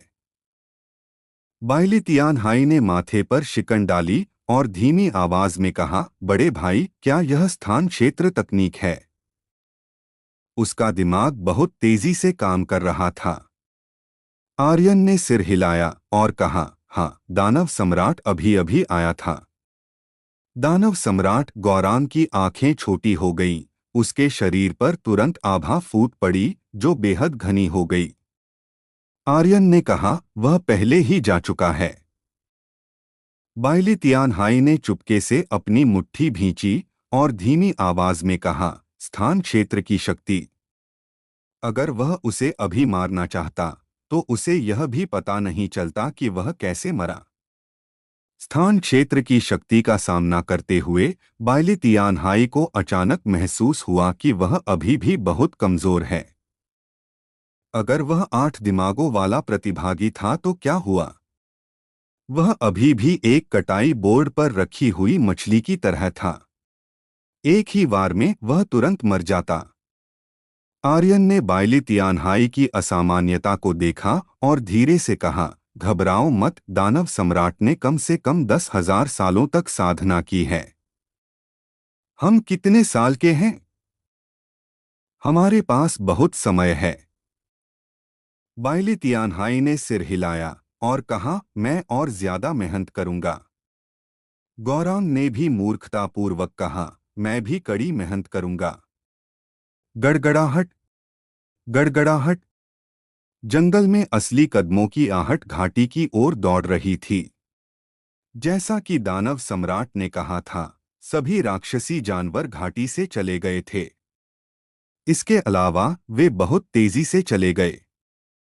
आर्यन ने धीरे से मुस्कुराया और कहा, अब यह सुरक्षित है, चलो गुफा में वापस चलते हैं और साधना करते हैं। गुरु, आपने उसे क्यों नहीं मारा? वह बच्चा, वह। ग्यू का चेहरा पीला पड़ गया था, उसके पेट में दर्द हो रहा था और आसपास की ऊर्जा उसके शरीर में भर रही थी। श्वेत सम्राट ने हंसते हुए कहा, अज्ञानी। ग्यू कांप गया और कहा, गुरु, मैं। श्वेत सम्राट ने कहा, मुझे भी इस बात पर पूरा भरोसा नहीं है कि मैं उसे हरा सकता हूं। मैं भी यह नहीं बता सकता कि वह कितना शक्तिशाली है। ऐसे व्यक्ति के लिए केवल एक ही संभावना है। श्वेत सम्राट ने आसमान की तरफ देखा और बुदबुदाया, उच्च देवता के स्थान से एक विशेषज्ञ जो प्रशिक्षण के लिए नश्वर दुनिया में आया है। हम ऐसे व्यक्ति को नाराज नहीं कर सकते, समझे?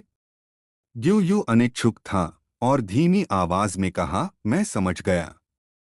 आप लोगों को यह स्टोरी कैसी लग रही है, कमेंट करके जरूर बताएं। और बने रहे आप अपने जीवपति त्रिपाठी जी के साथ। हेलो दोस्तों, आप लोगों का स्वागत है हमारे चैनल स्टोरी बाय DKFM और स्टोरी बाय DKFM 2.0 पर। दोस्तों, अगर हमारे चैनल पर नए हो तो सब्सक्राइब कर लो हमारे चैनल स्टोरी बाय DKFM और स्टोरी बाय DKFM 2.0 को, और वीडियो पर लाइक और कमेंट भी कर दिया करो ताकि हमें पता चल सके कि आप लोगों को ये स्टोरी के साथ लग रहा है। स्पिरिट वर्ल्ड और सुपर योद्धा ध्रुव रिटर्न के असली एपिसोड आपके YouTube channel story bye DKFM, जिसमें लगभग 11,000 सब्सक्राइबर है, और YouTube channel story bye DKFM 2.0 और Telegram channel Dhruv return season 4 story by DKFM पर अपलोड होते हैं। अगर आप लोग दूसरे चैनलों पर एपिसोड सुन रहे हो तो उस चैनलों को अनसब्सक्राइब कर दो और मेरे channel YouTube channel story bye DKFM, जिसमें लगभग 11,000 सब्सक्राइबर हैं, और YouTube channel story bye DKFM 2.0 और Telegram channel Dhruv return season 4 story by DKFM से जुड़ने की कोशिश करो ताकि आप ओरिजिनल एपिसोड और सबसे पहले एपिसोड पा सको। एपिसोड 3676। अंधेरे में। अभी जो कुछ हुआ वह सब एक जोड़ी आंखों की निगरानी में था। उसने एक टेलीपैथिक संदेश भेजा, लक्ष्य की खेती हमारी अपेक्षाओं से परे है, क्या हम शिकार करना जारी रखें? दानव घाटी में शांति। दानव घाटी से दानव वापस जा चुके थे और एक बार फिर शांति बहाल हो चुकी थी। लेकिन आज की शांति कल की शांति से बिल्कुल अलग थी। यह शांति सिर्फ एक दिखावा नहीं थी, बल्कि सुरक्षा का सच्चा एहसास था। अब यहाँ कोई भी दानव हमला करने वाला नहीं था।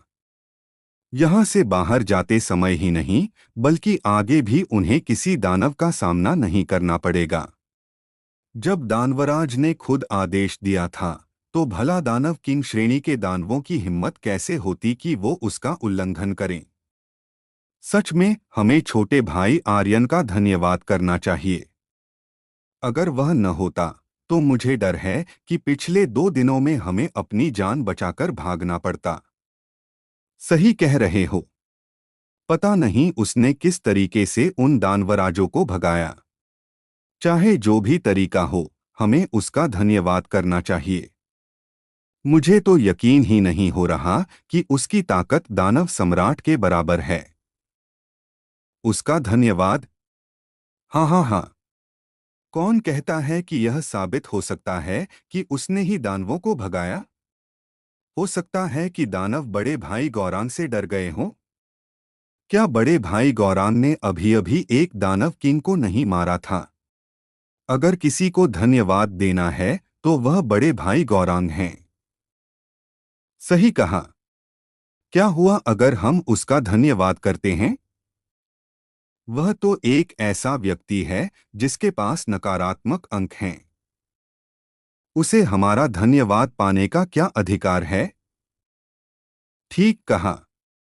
आर्यन खुद को समझता क्या है? कुछ लोग शुक्रगुजार थे तो कुछ तिरस्कार से भरे थे। गौरांग भी पूरी तरह से तिरस्कार से भरा हुआ था। वह नहीं जानता था कि आर्यन के साथ क्या हुआ था, लेकिन उसे यकीन था कि दानव किंग के वापस जाने का आर्यन से कोई लेना देना नहीं था। कम से कम उसे नहीं लगता था कि आर्यन दानव सम्राट का मुकाबला कर सकता है। इसी बीच अचानक बस एक आवाज गूंजी जो पूरी घाटी में गूंज उठी। ईशानी प्लस 100 अंक। अचानक आई इस आवाज से घाटी के सभी बाहरी शिष्यों को झटका लगा। जब उन्होंने सुना कि ईशानी के अंक बढ़े हैं तो वे सब चौंक गए। अंक बढ़े हैं? इसका क्या मतलब है? बड़े भाई ईशानी के अंक क्यों बढ़े? उन्होंने क्या किया? मैंने उन्हें देखा भी नहीं। उनके अंक कैसे बढ़ गए? 100 अंक। ये अंक पहले दौर की परीक्षा पास करने के लिए काफी हैं। सचमुच ईशानी बाहरी संप्रदाय के नंबर 1 विशेषज्ञ हैं। ईशानी बाहरी संप्रदाय के शीर्ष 10 विशेषज्ञों में पहले स्थान पर थे और एक अकेले रहने वाले थे। अचानक उनके 100 अंक बढ़ गए, जिससे कई लोग बेहद ईर्ष्या करने लगे। आवाज फिर से आई। गौरांग प्लस 100 अंक। जैसे ही यह आवाज आई, गौरांग जो पहले परेशान था, तुरंत एक गर्व भरी मुस्कान के साथ खड़ा हो गया। उसने अपनी छाती फुलाई और श्रेष्ठता का भाव दिखाया। हाँ हाँ हाँ। बड़े भाई गौरांग बहुत शक्तिशाली हैं। बड़े भाई गौरांग बहुत शानदार हैं। 100 अंक बड़े भाई गौरांग, इसका मतलब है कि वह सीधे दूसरे दौर की परीक्षा में प्रवेश कर सकते हैं। हाँ हाँ हाँ। बड़े भाई गौरांग बहुत शानदार हैं। गौरांग के चारों ओर के चापलूस उसकी प्रशंसा करते रहे। गौरांग बहुत खुश हुआ और बोला, भाइयों चिंता मत करो। एक बार जब मैं आंतरिक संप्रदाय का शिष्य बन जाऊंगा तो तुम सभी का मान सम्मान बढ़ेगा। हाँ हाँ हाँ। धन्यवाद बड़े भाई गौरांग, चापलूसों ने एक साथ कहा। गौरांग ने संतुष्टि से सिर हिलाया। मीनराज प्लस 100 अंक। चेतन प्लस 100 अंक। आवाजें लगातार गूंजती रहीं। सभी 10 शिष्यों को 100 अंक मिले। गौरांग ने इन नामों को सुना।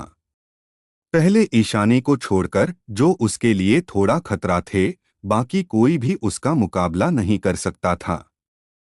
अगर यह तीसरा दौर होता तो उन्हें हराना बिल्कुल भी मुश्किल नहीं होता। आर्यन का नाम क्यों नहीं है? उसका उसके अंक तो नकारात्मक हैं, उसे अंक कैसे मिल सकते हैं? हाँ हाँ हाँ। सही कहा, मैंने कभी किसी को नकारात्मक अंक के साथ नहीं देखा। वह पहला है। वह यहाँ मजाक करने आया है। गौरांग भी तिरस्कार से मुस्कुराया और बोला, नकारात्मक अंक वाला व्यक्ति अपने अंक बढ़ाना चाहता है। वह तो पहले ही बाहर हो चुका है। इस समय आवाजें लगातार आती रहीं। बहादुर प्लस 1000 अंक, आरू प्लस 10,000 अंक। जैसे ही दो आवाजें आईं, पूरी घाटी में सन्नाटा छा गया। हर कोई अपने मुंह खुले रखकर हक्का बक्का रह गया। उन्होंने क्या किया? किस आधार पर? उनके अंक 1000 और 10,000 कैसे बढ़ गए? मैं यह नहीं मानता। उन्होंने कुछ नहीं किया, तो उन्हें इतने अंक कैसे मिल गए? सभी भ्रमित थे। यहां तक कि आरू और बहादुर भी हैरान थे। उन्होंने आर्यन की ओर देखा और कहा, बड़े भाई, क्या कोई गलती हुई है? आरू ने कहा, जिन लोगों के अंक अभी अभी बढ़े हैं, वे वही लोग हैं जिन्होंने दानवों का शिकार किया। बहादुर और मैंने तो एक भी दानव को नहीं मारा, तो हमारे अंक 1000 क्यों बढ़ गए? यह गलती नहीं होनी चाहिए। अगर यह गलती होती, तो दोनों के साथ गलती नहीं होती। मुझे लगता है कि यह इसलिए हो सकता है क्योंकि तुम लोगों ने मेरी मदद की। आर्यन भी निश्चित नहीं था। आरू ने कहा, क्या ऐसा है? बहादुर ने कहा, फिर से वही आवाज। आवाज फिर से गूंजी। आर्यन ने मन ही मन सोचा, इस बार मेरे अंक बढ़ने चाहिए, है ना? अगर अंक दानवों की संख्या के अनुसार संतुलित होते हैं, तो मेरे पास कुछ हजार अंक होने चाहिए, है ना? अगर मैं इसमें एक दानव सम्राट को भी जोड़ दूं, तो कितने अंक होंगे? और अगर हम इन दानवराजों के पीछे हटने को भी शामिल करें? हाँ हाँ। आर्यन थोड़ा उत्साहित था। कम से कम कुछ 10,000 अंक तो होंगे, है ना? उसकी गणना के अनुसार वास्तव में 1,00,000 अंक भी कम ही थे। हालांकि आर्यन प्लस 10 अंक। जैसे ही उसने यह कहा, आर्यन हक्का बक्का रह गया। केवल 10 अंक? हे भगवान, यह कौन है? क्या उसके दिमाग में कुछ गड़बड़ है? यह केवल 10 अंक कैसे हो सकते हैं? मालिक ने इतने सारे दानवों को मार डाला। अगर यह घाटी दानवों द्वारा तबाह न होती, तो यह 10 अंक कैसे हो सकते हैं? धिक्कार है। यह बहुत अन्याय है। बहादुर और आरू ने गुस्से से कहा, चाहे कुछ भी हो, 10 अंक नहीं होने चाहिए। यह वास्तव में अन्याय था। हाँ हाँ हाँ। हाँ हाँ हाँ। अंक 10 बढ़े हैं। थोड़ी दूरी पर गौरांग बाहर आया और पागलपन की तरह हंसने लगा। क्या तुमने दानव के एक बाल को भी चोट पहुंचाई? वरना तुम्हारे अंक सिर्फ 10 कैसे बढ़ सकते हैं? हाँ हाँ हाँ। बड़े भाई गौरांग यहाँ आते समय उसके अंक नकारात्मक थे। अब 10 अंक बढ़ गए हैं, तो यह बस बराबर हो गया है। अभी भी 0 अंक हैं। हाँ हाँ हाँ। अभी वह बहुत उछल कूद कर रहा था, और मैं सोच रहा था कि उसके कितने अंक बढ़ेंगे। तो यह सिर्फ 10 अंक हैं। हाँ हाँ हाँ। उसके चेहरे को देखकर क्या उसे लगता है कि उसके अंक बहुत ज्यादा बढ़ने चाहिए?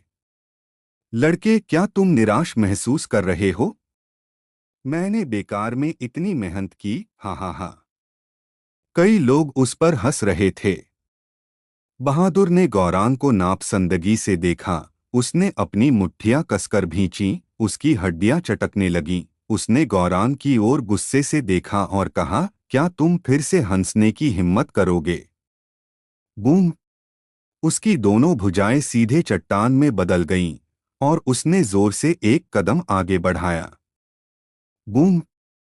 जमीन हिल गई और 5 सेंटीमीटर मोटा पैरों का निशान दिखाई दिया। गौरांग ठंडी हंसी हंसा और बोला, मैं हंस रहा हूं, क्या गलत है? क्या कूड़े पर हंसा नहीं जा सकता? भाइयों, चलो उन पर हंसते हैं। क्रोध की आग झाओ दाहान, जिसे अब हम गौरांग के नाम से जानते हैं, स्वभाव से बहुत गर्ममिजाज था। सामान्य तौर पर उसकी यह बात कोई नहीं जान पाता था।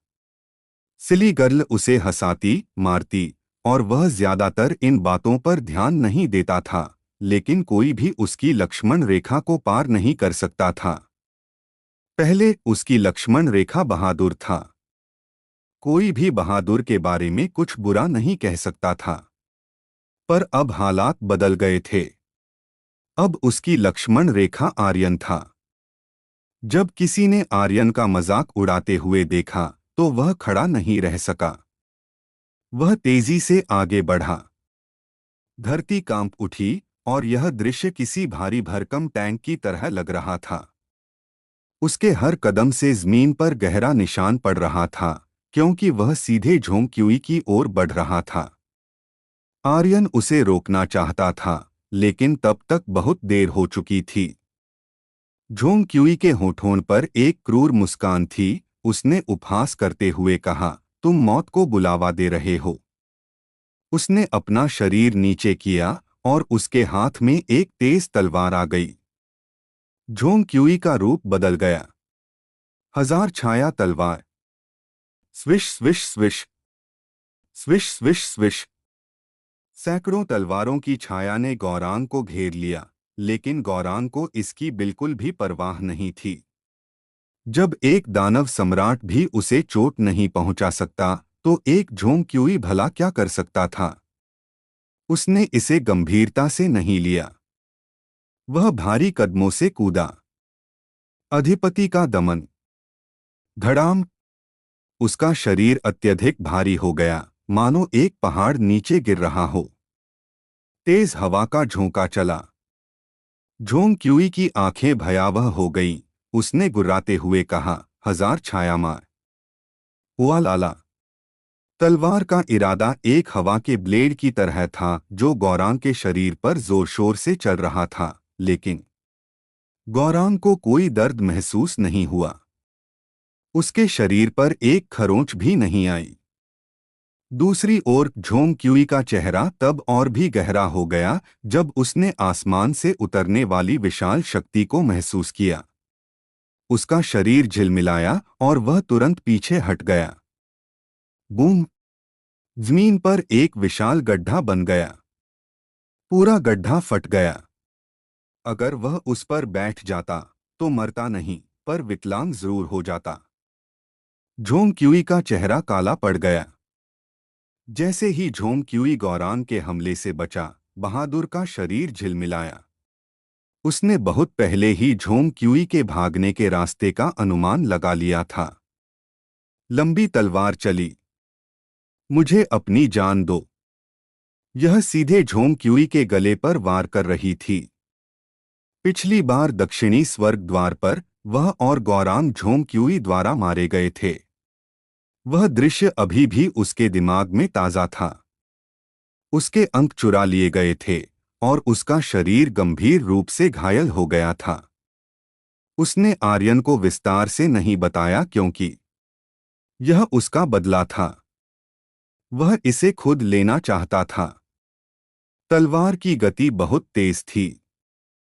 झोंक्युई की हथेलियों से ठंडा पसीना बह रहा था। उसका शरीर अभी तक जमीन पर नहीं उतरा था और तलवार पहले ही आ चुकी थी। वह निश्चित रूप से इससे बच नहीं सकता था। एक पल में झोंक्युई ने सीधे होली हुआओ को पकड़ा और उसे धक्का दे दिया। बहादुर की पुतलियां सिकुड़ गईं। उसने अपना शरीर मोड़ा और पलट गया। उसकी लंबी तलवार होली हुआओ के चारों ओर घूमती हुई झोंक्युई पर वार कर गई। हालांकि इस छोटे से समय के कारण झोंक्युई को प्रतिक्रिया करने के लिए पर्याप्त समय मिल गया। अपने पैर से हल्के से टैप करके वह एक बार फिर से बाहर निकल गया। वह 100 फीट दूर उतरा। झोंक्युई की आंखें काली पड़ गईं। तुम दो कमीने! गौरांग गहरे गड्ढे से कूदकर बाहर आया और उपहास करते हुए बोला, कमीना कौन है? बहादुर ने कहा, मैंने कसम खाई थी कि मैं दक्षिणी स्वर्ग द्वार का 10 गुना बदला लूंगा। झोंग क्यूई ने तिरस्कार से कहा, तुम?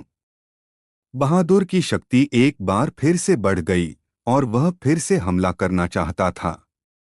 हालांकि इसी पल एक गहरी आवाज सुनाई दी। गौरांग, तुम्हारा स्कोर 0 पर रीसेट कर दिया गया है। आप लोगों को यह स्टोरी कैसी लग रही है, कमेंट करके जरूर बताएं। और बने रहे आप अपने जीवपति त्रिपाठी जी के साथ। धन्यवाद मित्रों। एपिसोड 3677 से 3678। दो आवाजें सुनाई दीं। हर कोई थोड़ा हैरान था।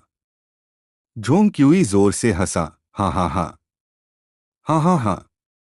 स्कोर 0 पर रीसेट हो गया है। तुम दो कूड़ेदान पहले चरण में सीधे ही फेल हो गए हो, हा हा हा। तुम मुझे मारना चाहते हो? सिर्फ तुम दो। तुम अभी भी बहुत दूर हो। गौरांग की आंखें काली पड़ गईं।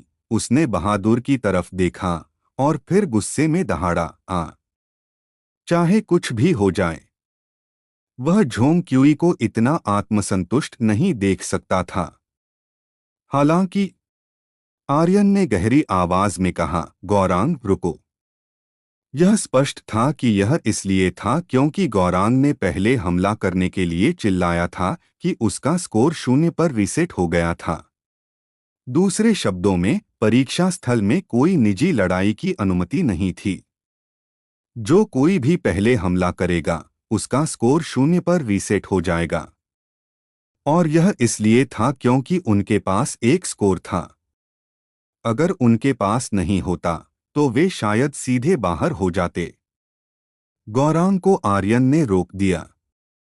बहादुर गौरांग से भी ज्यादा क्रोधित था, लेकिन जब उसने आर्यन को देखा, तो उसके शरीर का गुस्सा धीरे धीरे शांत हो गया। वह भी जानता था कि अगर वे फिर से कोई हरकत करते, तो यह मूल्यांकन सचमुच खत्म हो जाता। अगर वह मूल्यांकन में असफल हो जाता, तो इससे कोई फर्क नहीं पड़ता, लेकिन उनके पंजीकरण अंक सभी आर्यन द्वारा दिए गए थे। अपने बॉस को फंसाना अच्छा नहीं होगा।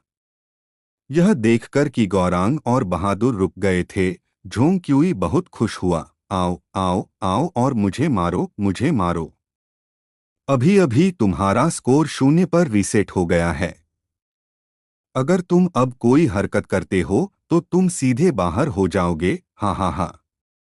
क्या तुम लोग अभिमानी नहीं हो? क्या तुम बदले के लिए मुझे मारने नहीं जा रहे हो? आओ आओ और मुझे मारो, हा हा हा। वह अतुलनीय रूप से अभिमानी और गर्वित था। गौरांग ने अपने दांत इतनी जोर से पीसे कि उनसे चटकने की आवाज आने लगी। बहादुर भी वैसा ही था। उसकी आंखें सीधे झोंग क्यूई पर टिकी थीं, मानो वह उसके मुंह से उसकी जान निकाल लेना चाहता हो। आर्यन आगे बढ़ा, हल्के से मुस्कुराया और कहा, क्या पिछली बार तुमने पर्याप्त मल नहीं खाया? चिंता मत करो, मैं तुम्हें भरपेट खिलाऊंगा। झोंग क्यूई का चेहरा अचानक बदल गया और उसने तुरंत आर्यन को अतुलनीय क्रोध से घूरते हुए कहा, आर्यन। मिशन हॉल में अपने मुंह में मुट्ठी भर मल डाले जाने के दृश्य को याद करते हुए उसका पेट मथने लगा। कल से लेकर अब तक उसे खाना देखते ही उल्टी करने का मन करता था। क्रोध उमड़ पड़ा। आर्यन हंसा, तुमने मुझे पिता क्यों कहा? क्या तुम चाहते हो कि तुम्हारा पिता तुम्हें मल खिलाए? तुम? झोंग क्यूई की आंखें बाहर निकलने वाली थीं। आर्यन, यह मूल्यांकन तुम्हारे मौत का दिन है। बस तुम इंतजार करो। आर्यन ने कहा, चिंता मत करो, मैं इसका इंतजार कर रहा हूं। किसी भी समय, कहीं भी। अगर तुम मुझे अभी छूना चाहते हो, तो मैं तुम्हें अभी मार डालूंगा। झोंग क्यूई ने उपहास किया और कहा, मैं तुम्हारे दो भाइयों जितना मूर्ख नहीं हूं, जो बड़ों की निगरानी में हरकत कर रहा है। बस तुम इंतजार करो। तुम ज्यादा देर तक जीवित नहीं रहोगे। यह कहकर झोंक्युई ने अपनी आस्तीन झटकी और चिल्लाया, चलो चलते हैं। चाटुकारों का समूह जल्दी से झोंक्युई के पीछे चला गया और जंगल में गायब हो गया। गौरांग और बहादुर ने आर्यन की ओर देखा। आर्यन ने उदासीनता से कहा, दक्षिणी स्वर्ग द्वार पर वास्तव में क्या हुआ था?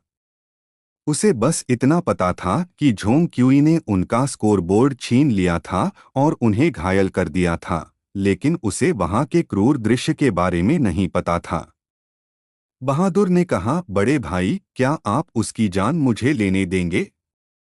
आर्यन ने हल्की सांस ली और कहा, तुम्हारी खेती मजबूत हो गई है, लेकिन यह स्पष्ट है कि झोंक्युई की खेती तुमसे ज्यादा मजबूत है। अभी तुम लोग भारी पड़ते दिख रहे थे, लेकिन तुम लोग वास्तव में उसकी चाल में फंस गए। वह मूल्यांकन के नियमों को बहुत अच्छी तरह से जानता है। बहादुर ने कहा, मैं अगली बार ध्यान रखूंगा, मैं निश्चित रूप से उसकी जान ले लूंगा। आर्यन ने सिर हिलाया और कहा, ठीक है, अगर तुम इसे खुद निपटाना चाहते हो तो इसे खुद निपटा लो। उसने और कुछ नहीं कहा। आर्यन मूल रूप से दानव सम्राट को कुछ दानव जानवरों को वापस लाने और झोंक्युई को मौत के घाट उतारने के लिए कह रहा था।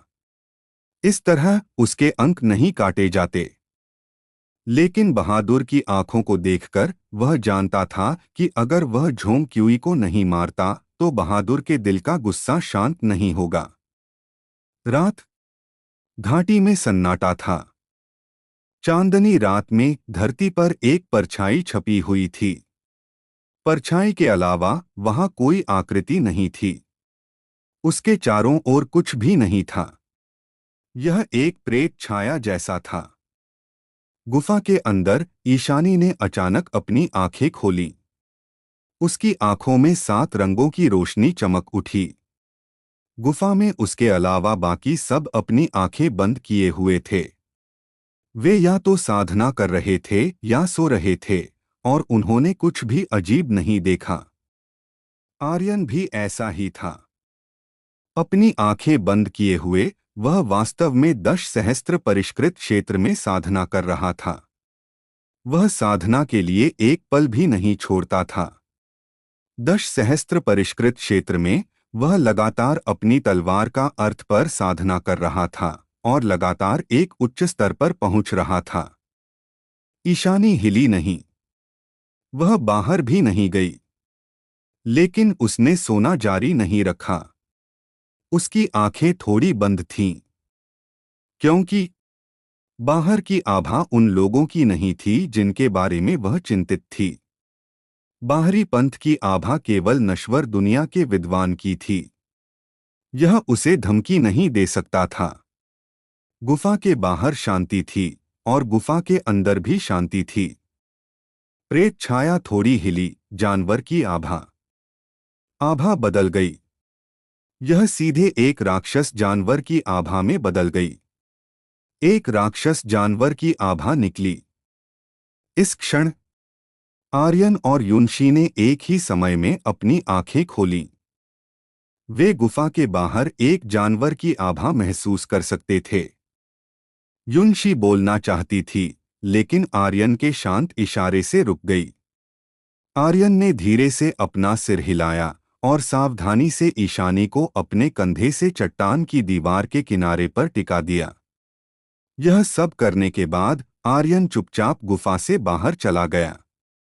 चांदनी आर्यन के शरीर पर चमक रही थी और चारों ओर चांदी की तरह उज्ज्वल था। कोई भी संदिग्ध व्यक्ति नहीं था।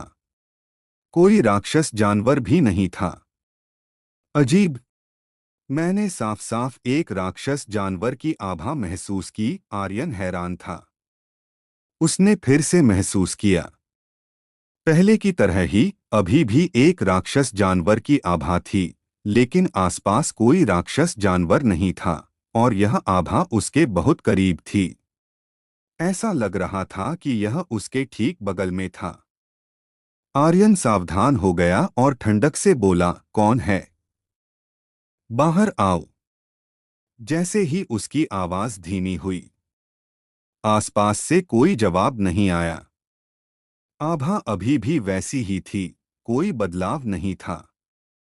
आर्यन ने फिर कहा, जब तुम पहले से ही यहाँ हो तो अब छिपने का कोई मतलब नहीं है ना? यह अभी भी वैसा ही था। अभी भी कोई जवाब नहीं था। धिक्कार है। क्या स्थिति है? आर्यन ने लापरवाही से कहा। उसने अपनी आभा को वापस ले लिया और बुदबुदाया, ऐसा लगता है कि मैंने दिन में बहुत सारे राक्षसों को मार डाला। मेरी नसें अनुबंधित प्रतिवर्त हैं। आर्यन का कोई बचाव नहीं था। वह बहुत आराम से दिख रहा था। लेकिन वास्तव में यह विपरीत था। जैसे ही आर्यन मुड़कर जाने लगा और अपनी पीठ को उजागर किया, पेड़ के नीचे की परछाई थोड़ी हिल गई। उसके कदमों की आहट नहीं थी। चलते समय कोई आवाज नहीं हुई और उसकी गति बहुत तेज थी। यह कहा जा सकता है कि चांदनी में परछाई लगभग एक चमक थी। एक लंबी तलवार आर्यन की पीठ की ओर बढ़ी। आर्यन की आंखों का कोना ठंडा हो गया। उसकी दाहिनी मुट्ठी उमड़ पड़ी। बूम! उसने एक भारी घूंसा मारा। बैंग! हवा के माध्यम से कुछ फटने की आवाज आई। शक्ति बेहद घनी थी। लेकिन जिस क्षण उसने मुक्का मारा, परछाई तुरंत गायब हो गई। उसका मुक्का चूक गया और हवा में लगा। आसपास अभी भी पहले की तरह शांत था। आर्यन ने माथे पर शिकन डाली और मन ही मन सोचा, यह आदमी क्या है? अभी अभी वह अपने पीछे मारने का इरादा महसूस कर सकता था। उसने कभी भी मारने का इरादे की भावना को नहीं खोया था। उसके पीछे अभी अभी कोई जरूर था, लेकिन जिस क्षण उसने मुक्का मारा वह गायब हो गया।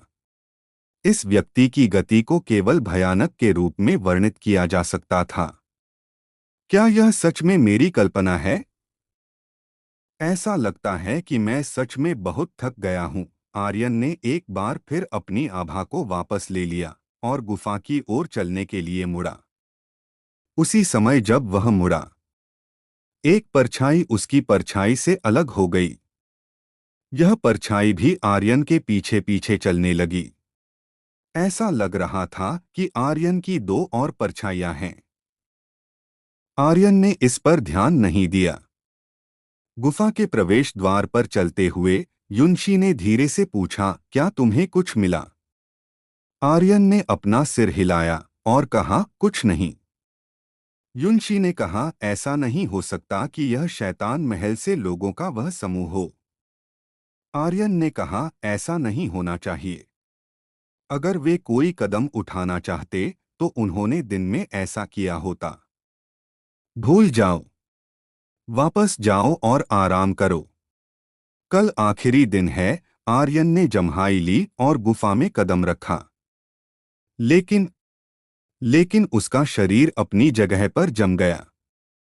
वह अंधेरी गुफा में कदम नहीं रख पा रहा था। चाहे उसने कितनी भी कोशिश की, वह बस अपने पैर नहीं हिला सका। आर्यन के जोरदार लुक को देखकर युनशी ने उत्सुकता से पूछा, तुम्हें क्या हुआ है? आर्यन ने अपना पैर वापस ले लिया, हल्के से मुस्कुराया और कहा, कुछ नहीं, मैं अचानक कुछ बड़ा करना चाहता हूं। युनशी ने पूछा, कुछ बड़ा करना है? क्या बड़ी बात है? आर्यन ने कहा, अगर यह कुछ बड़ा है तो बेशक यह कुछ बड़ा है। अगर यह कुछ बड़ा नहीं है तो मुझे इसे करने की क्या जरूरत है? युनशी हैरान थी और पूछा, यह वास्तव में क्या है? आर्यन ने कहा, धिक्कार है, क्या तुम्हें यह इतनी स्पष्ट रूप से कहना पड़ेगा? युनशी ने आर्यन को आंखें घुमाईं और पहले गुफा में चली गई। आर्यन ने गुफा में प्रवेश करने की कोशिश नहीं की। वह जानता था कि उसे किसी प्रकार की शक्ति द्वारा नियंत्रित किया जा रहा था और वह नहीं जानता था कि इस शक्ति का लक्ष्य वह था या ईशानी। उसे अब जो करने की जरूरत थी वह गुफा से जितना हो सके उतना दूर जाना था। इसके बाद उसने कुछ कदम पीछे हटाए। चांदनी में उसके आंदोलन स्वतंत्र और अप्रतिबंधित थे। एक पहाड़ी पर चलते हुए आर्यन ने गहरी आवाज में कहा, बाहर आओ, छिपने का क्या मतलब है? क्या तुम मुझे मारना चाहते हो या तुम चाहते हो कि मैं कुछ करूं? अगर तुम्हारे पास कहने के लिए कुछ भी है तो बस बाहर आओ और बात करो।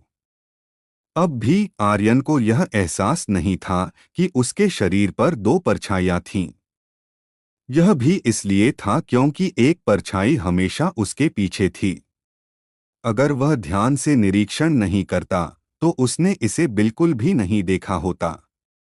आर्यन के बोलने के बाद किसी से कोई जवाब नहीं आया। आर्यन थोड़ा दुखी था। धिक्कार है, तुम्हारा क्या मतलब है? तुम इतने दुखी क्यों हो?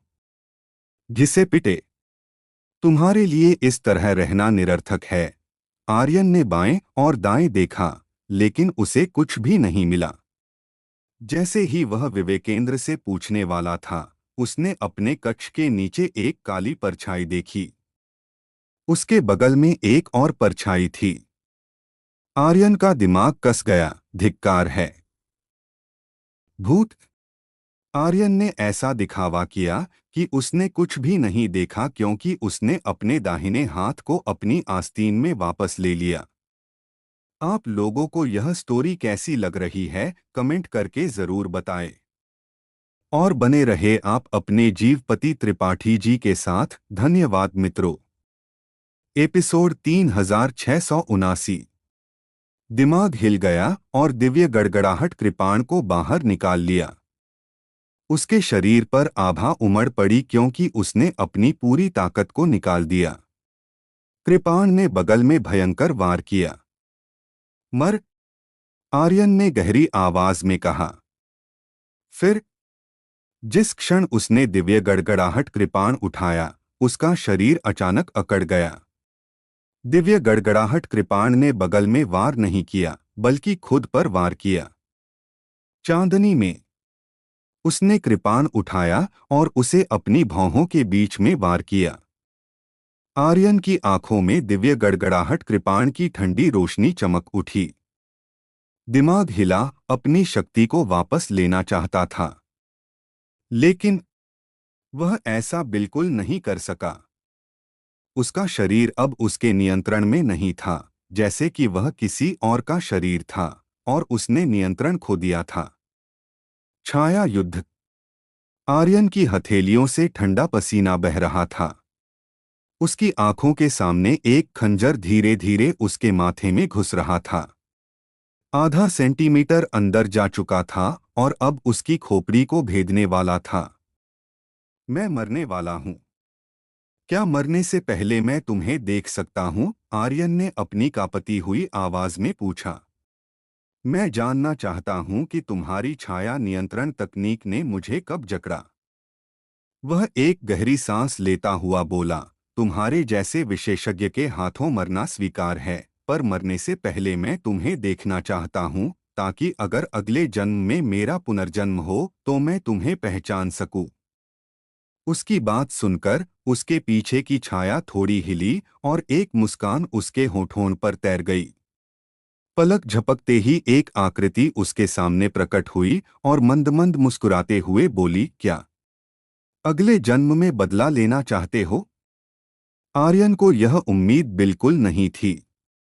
उसके सामने अचानक प्रकट हुए उस व्यक्ति को देखकर वह हक्का बक्का रह गया। जैसे ही वह व्यक्ति सामने आया, उसके पीछे की छाया गायब हो गई। मैं अगले जन्म का इंतजार नहीं करूंगा, आर्यन ने दृढ़ता से कहा। उस व्यक्ति ने क्रूरता से हंसते हुए कहा, तुम्हें अगला जन्म मिलेगा ही नहीं। मैं छायादेव कभी भी अपने शिकार को पुनर्जन्म का मौका नहीं देता। मेरे वार से आत्मा तक नष्ट हो जाती है। छायादेव, आर्यन ने सवाल किया। क्या तुम मुझे साफ साफ बता सकते हो कि मुझे कौन मरवाना चाहता है? छायादेव ने आर्यन की दयनीय हालत देखकर गर्व से कहा, तुम वैसे भी मरने ही वाले हो, तो तुम्हें बताने में कोई हर्ज नहीं। यह तुम्हारे ही प्राचीन भयंकर दल का कोई व्यक्ति है। प्राचीन भयंकर दल का नाम सुनते ही आर्यन के दिल की धड़कन बढ़ गई। मीनराज? नहीं, हालांकि वह दानव पर्वत का गर्वित शिष्य है, लेकिन उसमें इतना दम नहीं है कि वह ऐसे ऊंचे दर्जे के हत्यारे को काम पर रख सके। अगर वह नहीं है तो फिर सिर्फ एक ही व्यक्ति बचता है। दोंगतियानकुई, आर्यन की आंखों में क्रूरता भर गई। तुम कमीने! छायादेव ने हल्की सी मुस्कान के साथ कहा, तुम बहुत होशियार हो। फिर उसने अपनी बात जारी रखते हुए कहा, ओह हाँ, मरने से पहले वह अग्नि तत्व मुझे दे दो।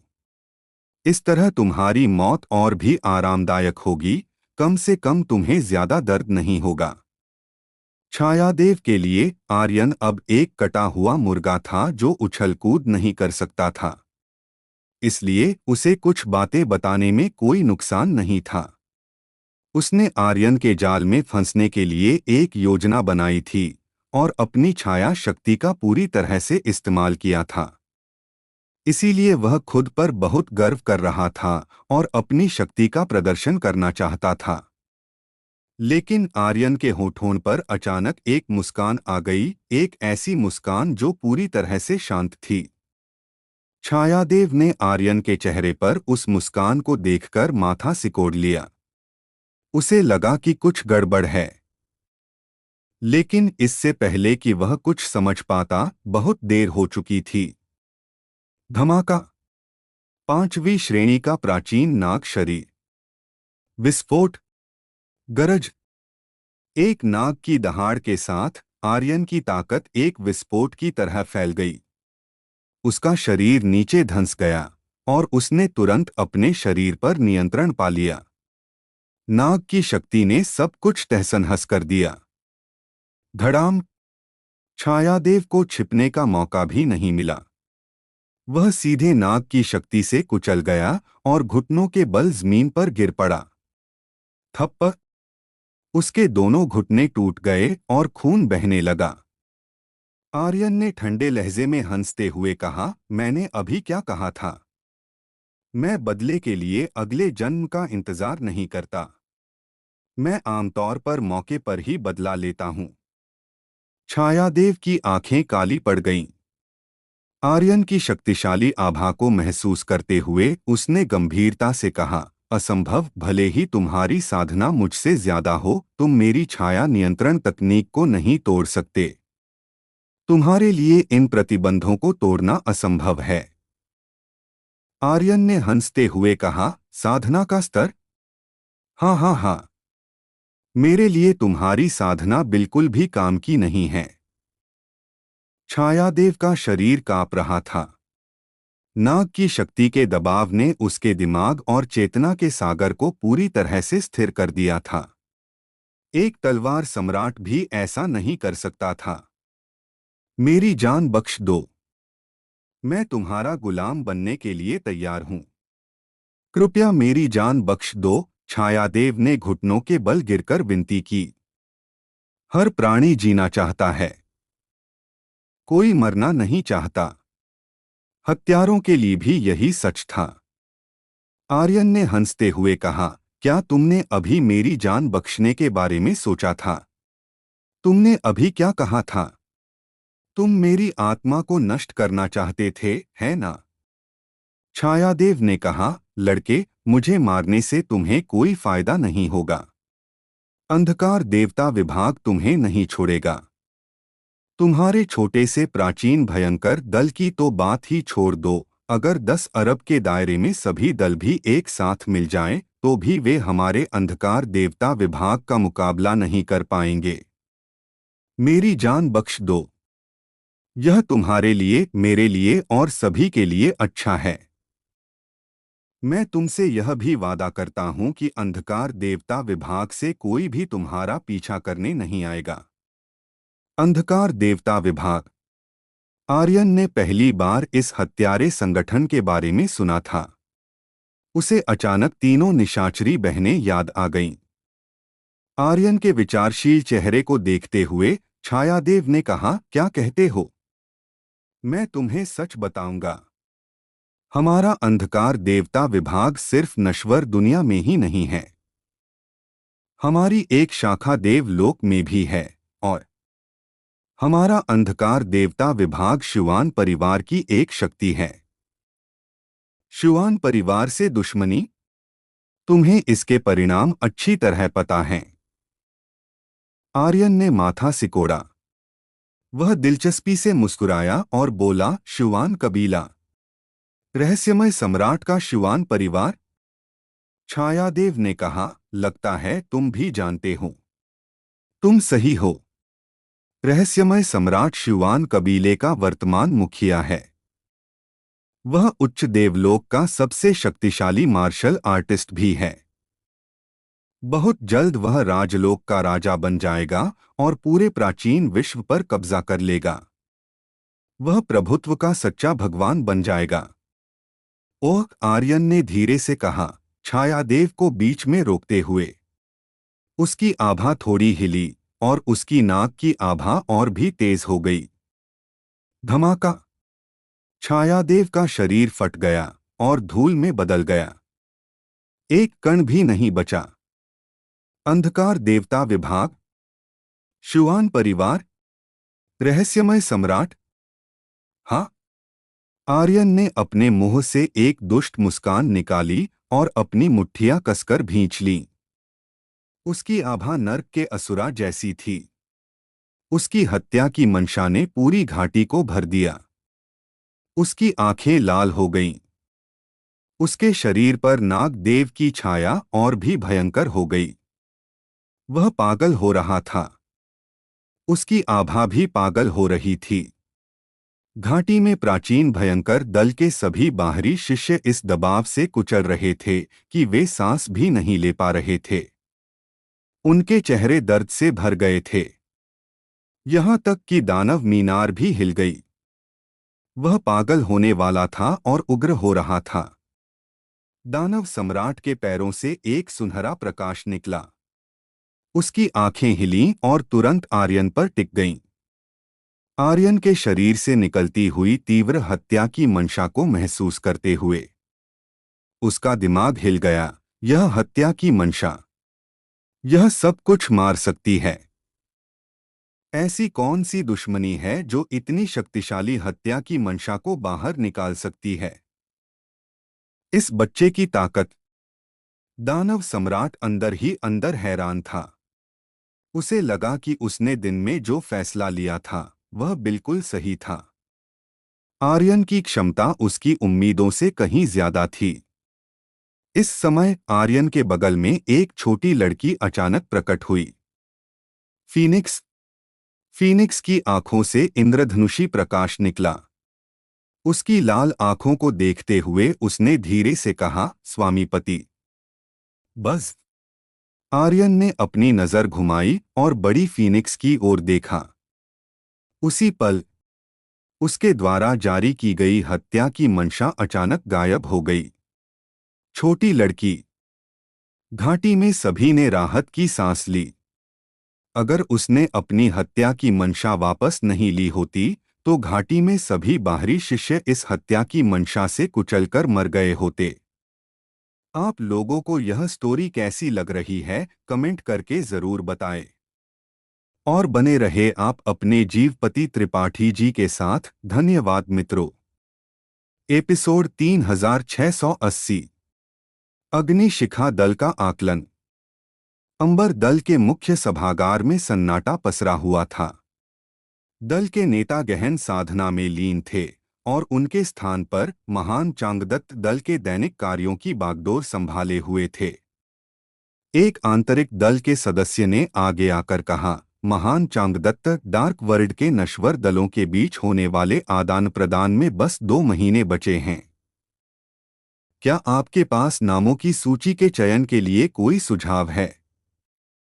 क्या हमेशा की तरह? क्या सभी दल अपने सर्वश्रेष्ठ शिष्यों को भाग लेने के लिए भेजेंगे? नश्वर दल आदान प्रदान। जैसा कि नाम से ही पता चलता है, यह नश्वर दुनिया के विभिन्न दलों के बीच एक प्रतियोगिता थी। अंबर दल का नश्वर दुनिया में एक बहुत ऊंचा दर्जा नहीं था, फिर भी उन्हें इस प्रतियोगिता में भाग लेना पड़ता था। महान चांगदत्त ने एक पल के लिए सोचा और कहा, भाग लेने वाले शिष्यों की बात अभी रहने दो। अभी भी 2 महीने हैं। आंतरिक दल का आकलन कैसा चल रहा है? मुख्य सभागार में मौजूद आंतरिक दल के सदस्य थोड़े हैरान थे। आंतरिक दल का आकलन बाहरी दल के शिष्यों को कुछ उम्मीद देने के लिए था, ताकि वे कड़ी मेहनत करने की प्रेरणा न खो दें। लेकिन इतने सालों के बाद बहुत कम शिष्य ही आकलन में सफल हो पाए थे। और अगर वे पास होकर आंतरिक दल में आ भी जाते, तो उनकी उपलब्धियां नगण्य ही रहती थीं और उनके लिए कुछ बड़ा हासिल करना मुश्किल होता था। कड़ी मेहनत प्रतिभा की कमी को पूरा कर सकती है, लेकिन एक बात माननी पड़ती थी, मार्शल कला की खेती में प्रतिभा की निर्णायक भूमिका होती थी। किसी की प्रतिभा दिखाने का सबसे महत्वपूर्ण समय नए शिष्यों के चयन के दौरान होता था। यदि कोई तब चयनित नहीं होता था, तो उसे एक तरह से मौत की सजा सुना दी जाती थी। आंतरिक दल में आने पर भी वह कुछ खास हासिल नहीं कर पाता था। आंतरिक दल के लिए यह आकलन एक महत्वहीन मामला था। नश्वर दल आदान प्रदान की तुलना में आंतरिक दल के आकलन का उल्लेख करना भी लायक नहीं था। आंतरिक दल के कई सदस्यों को इस आकलन की परवाह नहीं थी। आंतरिक दल के आकलन को गंभीरता से नहीं लिया गया था। लेकिन उन्हें उम्मीद नहीं थी कि महान चांगदत्त अचानक इस बात का जिक्र करेंगे और नश्वर दल आदान प्रदान की बैठक को भी एक तरफ रख देंगे। इससे वे बेहद अचंभित हुए। एक सदस्य ने कहा, यह हर साल की तरह ही होना चाहिए। मुझे नहीं लगता कि कोई भी आंतरिक दल का आकलन पास कर पाएगा। अगर वे पास भी हो जाते हैं, तो आंतरिक दल में उनकी प्रतिभा कम है और उनके लिए कुछ खास हासिल करना मुश्किल होगा। हाँ, अगर वे प्रतिभाशाली होते, तो उन्हें नए शिष्यों के चयन के दौरान ही चुन लिया गया होता। उन्हें खुद को साबित करने के लिए आंतरिक दल के आकलन तक इंतजार नहीं करना पड़ता। वे बस कुछ बाहरी दल के शिष्य हैं। आकलन सिर्फ उन्हें उम्मीद देने के लिए है। अभी आकलन का पहला दौर चल रहा होगा। ज्यादा लोगों को आंतरिक दल के आकलन की परवाह नहीं थी। इसलिए बहुत कम लोगों को पता था कि बाहरी दल का आकलन कैसा चल रहा था। महान चांगदत्त ने उदासीनता से कहा, आंतरिक दल की परीक्षा भी एक तरह की परीक्षा है। हो सकता है कि जब नए लोगों ने चयन के दौरान अपनी प्रतिभा दिखाई, तो उन्होंने अपनी प्रतिभा को पूरी तरह से नहीं जगाया है। हमें उन्हें कुछ और मौके देने चाहिए। आंतरिक दल की परीक्षा अभी किस चरण में है? महान चांगदत्त की बात सुनकर सभी ने तुरंत उनकी हाँ में हाँ मिलाई। महान चांगदत्त सही कहते हैं। हमें सभी को एक ही झटके में खत्म नहीं करना चाहिए। हमें उन्हें कुछ और मौके देने चाहिए। यह सही है। हालांकि उन्होंने ऐसा कहा, लेकिन उनके दिलों में किसी को भी आंतरिक दल की परीक्षा की फिर से परवाह नहीं थी, सिवाय एक व्यक्ति के। यह व्यक्ति थे हथियार दल के प्रमुख डांग टियांकुई। आज महान चांगदत्त की बात सुनकर वह थोड़े चिंतित हो गए। यह स्पष्ट था कि महान चांगदत्त की नजर आर्यन पर थी। एक बार जब आर्यन आंतरिक दल में प्रवेश कर गया और उसे महान चांगदत्त ने चुन लिया, तो उसके लिए शीर्ष श्रेणी की अग्निशक्ति प्राप्त करना असंभव हो जाएगा। इसके अलावा आर्यन ही वह एकमात्र व्यक्ति था जिसे फायरबुल गुफा में जो कुछ हुआ था वह पता था। अगर ये बातें सामने आ गईं, तो वह हथियार दल के नेता के रूप में अपनी स्थिति भूल सकता था। इसलिए आर्यन को मरना ही था। डांग टियांकुई ने मन ही मन में मुस्कुराते हुए सोचा, यह अच्छा है कि हमने अंधप्रभ दल के हत्यारों को बुलाया। अन्यथा अगर यह बच्चा परीक्षा पास कर लेता, तो परिणाम अच्छे नहीं होते। उनकी राय में आर्यन शायद पहले ही मर चुका होगा। सदस्यों ने आपस में बात की, लेकिन किसी को भी पता नहीं था कि क्या चल रहा था। महान चांगदत्त ने आगे कुछ नहीं पूछा और भीड़ को बर्खास्त कर दिया। लू शुन सभागार में चले गए, थोड़ा झुककर, और कहा, गुरुदेव, परीक्षा के पहले चरण के लिए सिर्फ एक दिन बचा है। मुझे लगता है कि यह सुरक्षित रूप से पास हो जाएगा। महान चांगदत्त ने अपनी नजरें उठाईं और पूछा, वह बच्चा कैसा है? लू शुन ने कहा, उसने अकेले ही सभी दानव राजा स्तर के जानवरों को खदेड़ दिया और दानव सम्राट सेंटीपीड सम्राट प्राचीन डोमेन को बुरी तरह घायल कर दिया। और तो और। महान चांगदत्त की नजरें गहरी हो गईं, एक संतुष्ट मुस्कान जाहिर हुई और कहा, जैसा कि अपेक्षित था, मैंने उसे गलत नहीं समझा। तलवार सम्राट के स्तर का होने के बावजूद वह वास्तव में एक दानव सम्राट को बुरी तरह घायल करने में सक्षम था। हाँ हाँ हाँ, वास्तव में एक राक्षसी प्रतिभा जो 10,000 साल में एक बार ही दिखाई देती है। लू शुन के सामने महान चांगदत्त ने आर्यन के प्रति अपनी पसंद नहीं छिपाई। महान चांगदत्त ने आगे कहा, और क्या? जारी रखो। लू शुन ने कहा, और जब प्राचीन डोमेन बुरी तरह से घायल होकर मरने वाला था तो एक स्थानिक गड़बड़ी हुई। जब सब कुछ सामान्य हो गया तो प्राचीन डोमेन गायब हो चुका था और दानव घाटी के सभी जानवर एक ज्वार की तरह पीछे हट गए थे। अब पूरी दानव घाटी में एक भी जानवर नहीं है। स्थानिक गड़बड़ी। महान चांगदत्त ने माथे पर बल डालकर पूछा, उसके बाद क्या हुआ? वह बच्चा कैसा है? लू शुन ने कहा, आर्यन ठीक है। महान चांगदत्त थोड़ा शांत हुए और विचार करना जारी रखा। स्थानिक गड़बड़ी का कारण बनने की शक्ति केवल दानव सम्राट के पास होनी चाहिए, है ना? यहाँ तक कि दानव सम्राट ने भी हस्तक्षेप किया। और वह ठीक है। क्या यह हो सकता है? महान चांगदत्त तुरंत हंसे, हा हा हा। अच्छा बच्चा, क्या यह हो सकता है कि दानव सम्राट भी तुमसे डरता है? लू शुन ने कहा, दानव सम्राट? महान चांगदत्त ने कहा, दानव सम्राट स्थानिक रहस्य कला जानता है और यह पहले से ही बहुत प्रभावशाली है कि तुम स्थानिक गड़बड़ी को समझ पाए, लेकिन मुझे उम्मीद नहीं थी कि दानव सम्राट बाहर आएगा। ऐसा लगता है कि दानव सम्राट और आर्यन के बीच किसी तरह का समझौता हुआ है ना? दिलचस्प, बहुत दिलचस्प। लू शुन, ऐसा लगता है कि हमारे अंबर दल का इस साल के नश्वर दल आदान प्रदान में अच्छा मौका है। न केवल नश्वर दल आदान प्रदान, बल्कि इस साल ऊपरी ईश्वर स्थान में शिष्य चयन में भी, महान चांगदत्त ने उत्साह से कहा। लू शुन का चेहरा कड़ा हो गया और उसकी आंखों में ईर्ष्या की झलक दिखाई दी। महान चांगदत्त ने लू शुन की आंखों में उस झलक पर ध्यान नहीं दिया। लू शुन, आकलन पर अधिक ध्यान देना, मुझे चिंता है कि कोई परेशानी पैदा कर सकता है, महान चांगदत्त ने धीरे से कहा।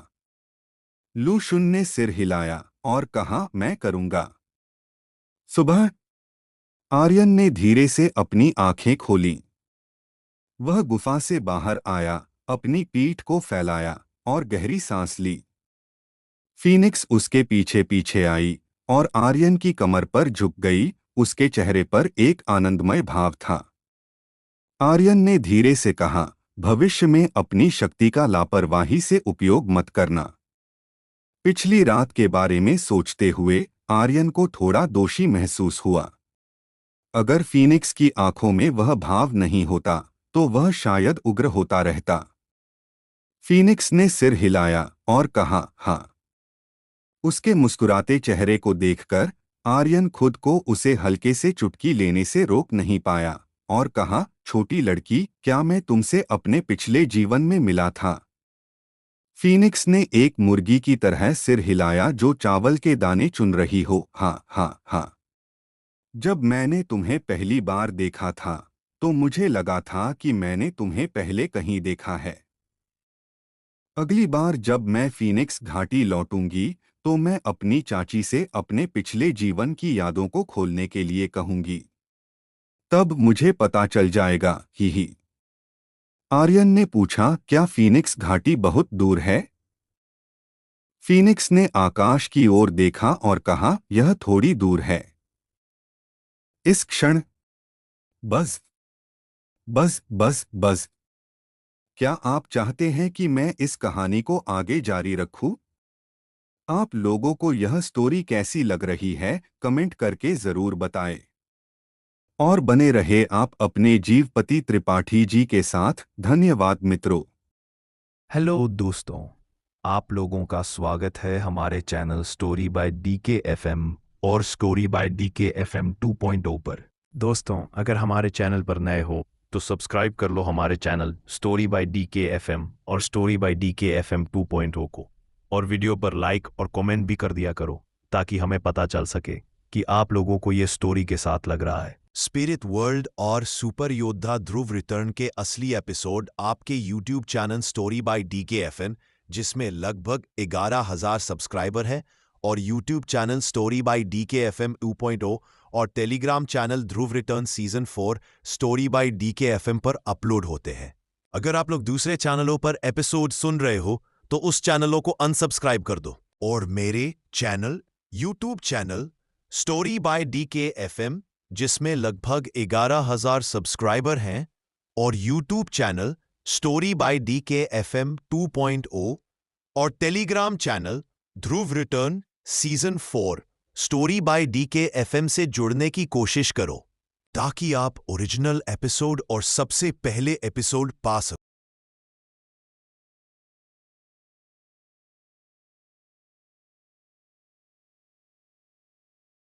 हेलो दोस्तों, आप लोगों का स्वागत है हमारे चैनल